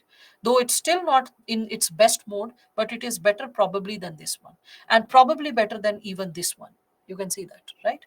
So it's all about the moment you become alert and conscious. So this is what I can say. When I was explaining the difference between the two, you should have been alert. Please revisit the lecture, get an idea about it. I will not entertain this given possibility. Now, with respect to this World Development Report 2015, the moment we are talking about it, there are three sub segments associated with it. So I said As a bureaucrat, when you are going into solving a case study, you should be able to think automatically. You should be thinking for the larger society, and you should have some tentative mental models to solve the problem. It's not necessary only one mental model can be used in one case study. You can use multiple mental models for a case study. So see, first thing, the disclaimer. There are no ideal answer, or there is no ideal format of the answer. However, when we are practicing, we can create a tentative framework. Okay, like for example, we can have pre-memorized list of common dilemmas. Okay, what are the list of common dilemmas? List of conflicts. What are the list of values? Okay, if we prepare a list, that will ease our process of preparation. If you go through the bullet notes, you'll find this. I'm not asking you to read, but at least you can flip, no? So if you flip the notes which I have given you, just the bullet notes, you will find a lot of content associated with this given possibility. If an old person come in front of an officer and begging something, what he she should mean, they should give them some money or made permanent solution for that. Well, let us explore that, Payal, because many such students can raise many such situation based questions. So let us first understand how to solve a case study and then arrive at solutions specific to a situation, right? Though you could have thought that if the person is vulnerable, you can always first and foremost delegate the situation to your junior associated with the specific department, who is supposed to look into geriatric care or old age pension or old age home, and you can always follow up the case. So it's not necessary everything is done by a person's hand. You can always delegate and follow up, right? So, committed bureaucracy can also oppose the decision of the government if decision is averse to public interest without any fear or not. Yes, so very true, Jogender. Very good. That's what it is about. Okay, so apart from ethical principles, is it required to have command over the subject like polity, economy, geography? No, not really, because the questions that you get are not based on economy or geography or polity. The questions that you get, Kaushik, will be associated with different chapters of this subject itself, ethics itself. So sometimes it will be related to a combination of emotional intelligence and foundational values of civil services. Sometimes it will be like foundational values of civil services flipped as ethical dilemma, that you're stuck in a dilemma, which values will you uphold and how will you find the solution. So that's how it is generally played when we are talking about it. Again, we can see maintaining a logical flow in the answer, that's also there. It can also help at, like, at an argued solution in lesser time when you are following a logical flow. You can also recognize the merits and demerits of a given case while you are handling a dilemma, that if I choose the X situation, then what is the positive, what is the negative side of it? If I choose Y, what is the positive, what is the negative? Then if I choose Z, what is the positive, what is the negative? Amongst the three, which one is the best and why? That's how you have to like reflect upon the same. So what is a good structure? So this is a tentative structure which I'm proposing, though never forget this disclaimer. There is no ideal answer or answer format. Yet a tentative framework which can be proposed, how you can first learn to solve a case study, is this. This is the tentative framework. So, general structure, when we speak of it, first you can see is facts of the case. Then you can see who are the stakeholders, whose interest is at stake. So, the people whose interest is at stake. Again, ethical dilemmas before the decision maker. So, who is the person who is stuck with respect to the decision making process? Again, the possible courses of action, their merits and demerits when we speak of it. So possible courses of action, their merits and their demerits. Again, you can see the chosen course of action when we speak of it. So chosen course of action, whereby merits as well as it is addressing the demerits. So what you finally chose, okay, what is the merits and how the merits are surmounting the demerits. So why have you chosen? And in conclusion, this should always be there in majority of the answers. Remember, always in majority of the answers, which values you have upheld and why, what benefits you will be gaining from that specific value. What are ethical dilemmas, Shivaji? When you like, I have used this term multiple times earlier as well. This time, please understand it very clearly. Ethical dilemmas are when your values are not profoundly established inside you, when your values are not clearly established inside you. So the outside situation that has happened, it is keeping you in a confusion, what to do, what not to do. So ethically means on the lines of ethics, what is the right thing to do and what is the wrong thing to do.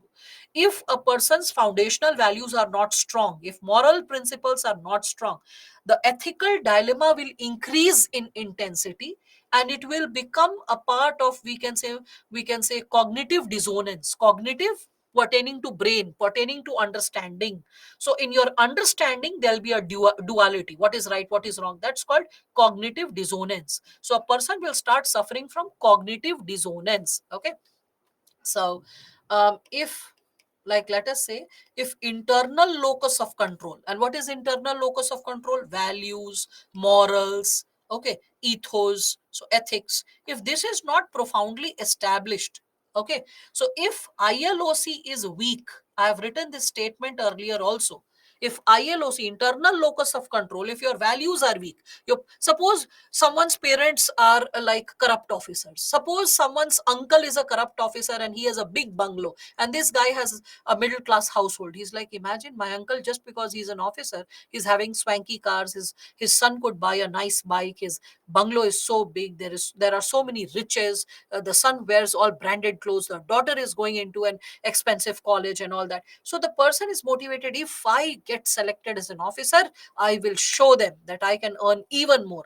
And then you'll raise questions like this in the class: ma'am, in which of the conditions can we earn more?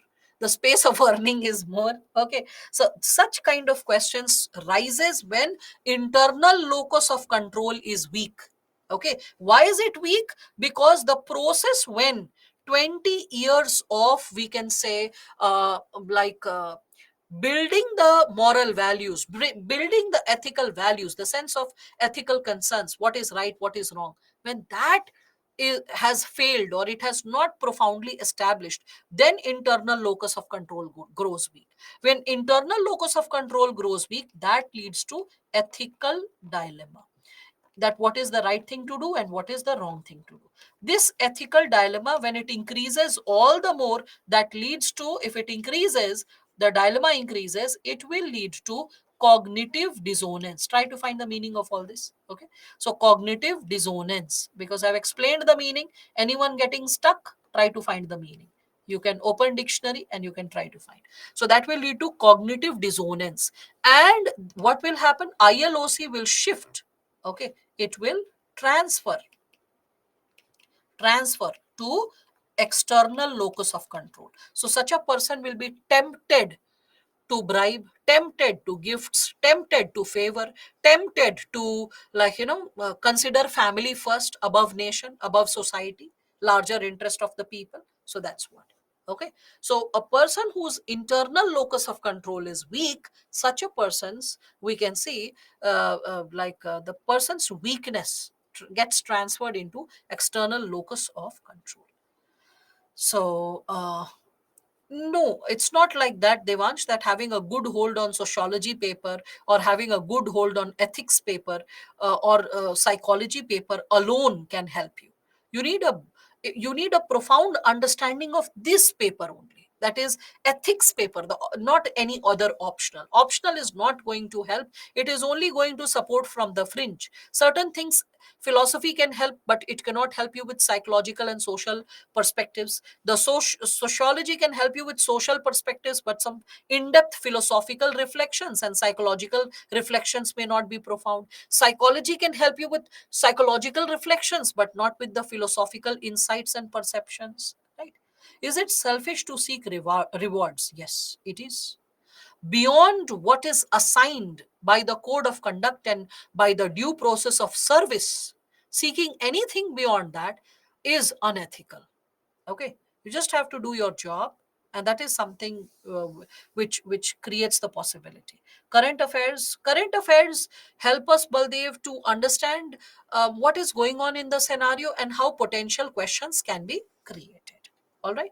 So I hope all of you are understanding what is ethical dilemmas and how ethical dilemmas come into existence when their values are weak, morals are weak, ethics are weak. So in the absence of foundational values of civil servants, ethical dilemmas can emerge. All right. So that's what I hope all of you can connect with this given subsegment. So we can continue with this discussion tomorrow, and we can first understand what is case study. This will take almost half of the tomorrow's section, and after that, in the second half of the session, we'll start with the new chapter, that is attitude. Okay, so this is it for today. Good night, all of you. Take care. Uh, Practicing is the key, Anjali. Practicing is the key. Step by step by step, you will just catch up. No one starts in first day. Initially, we learn alphabets, and then we learn the words, and then we learn how to frame sentences. So just trust the process, keep giving your best. All right, thank you, all of you. Good night, take care. Let's continue with this case study. You can go through the PPTs. Okay, you can go through the PPTs in your private space. And those who have yet not covered foundational values for civil services, please read that. Go through the notes as well, the bullet points that have been provided related to these topics, which now we are unfolding. A lot has been given as keywords, which will encourage you to reflect. All right, so thank you. Good night.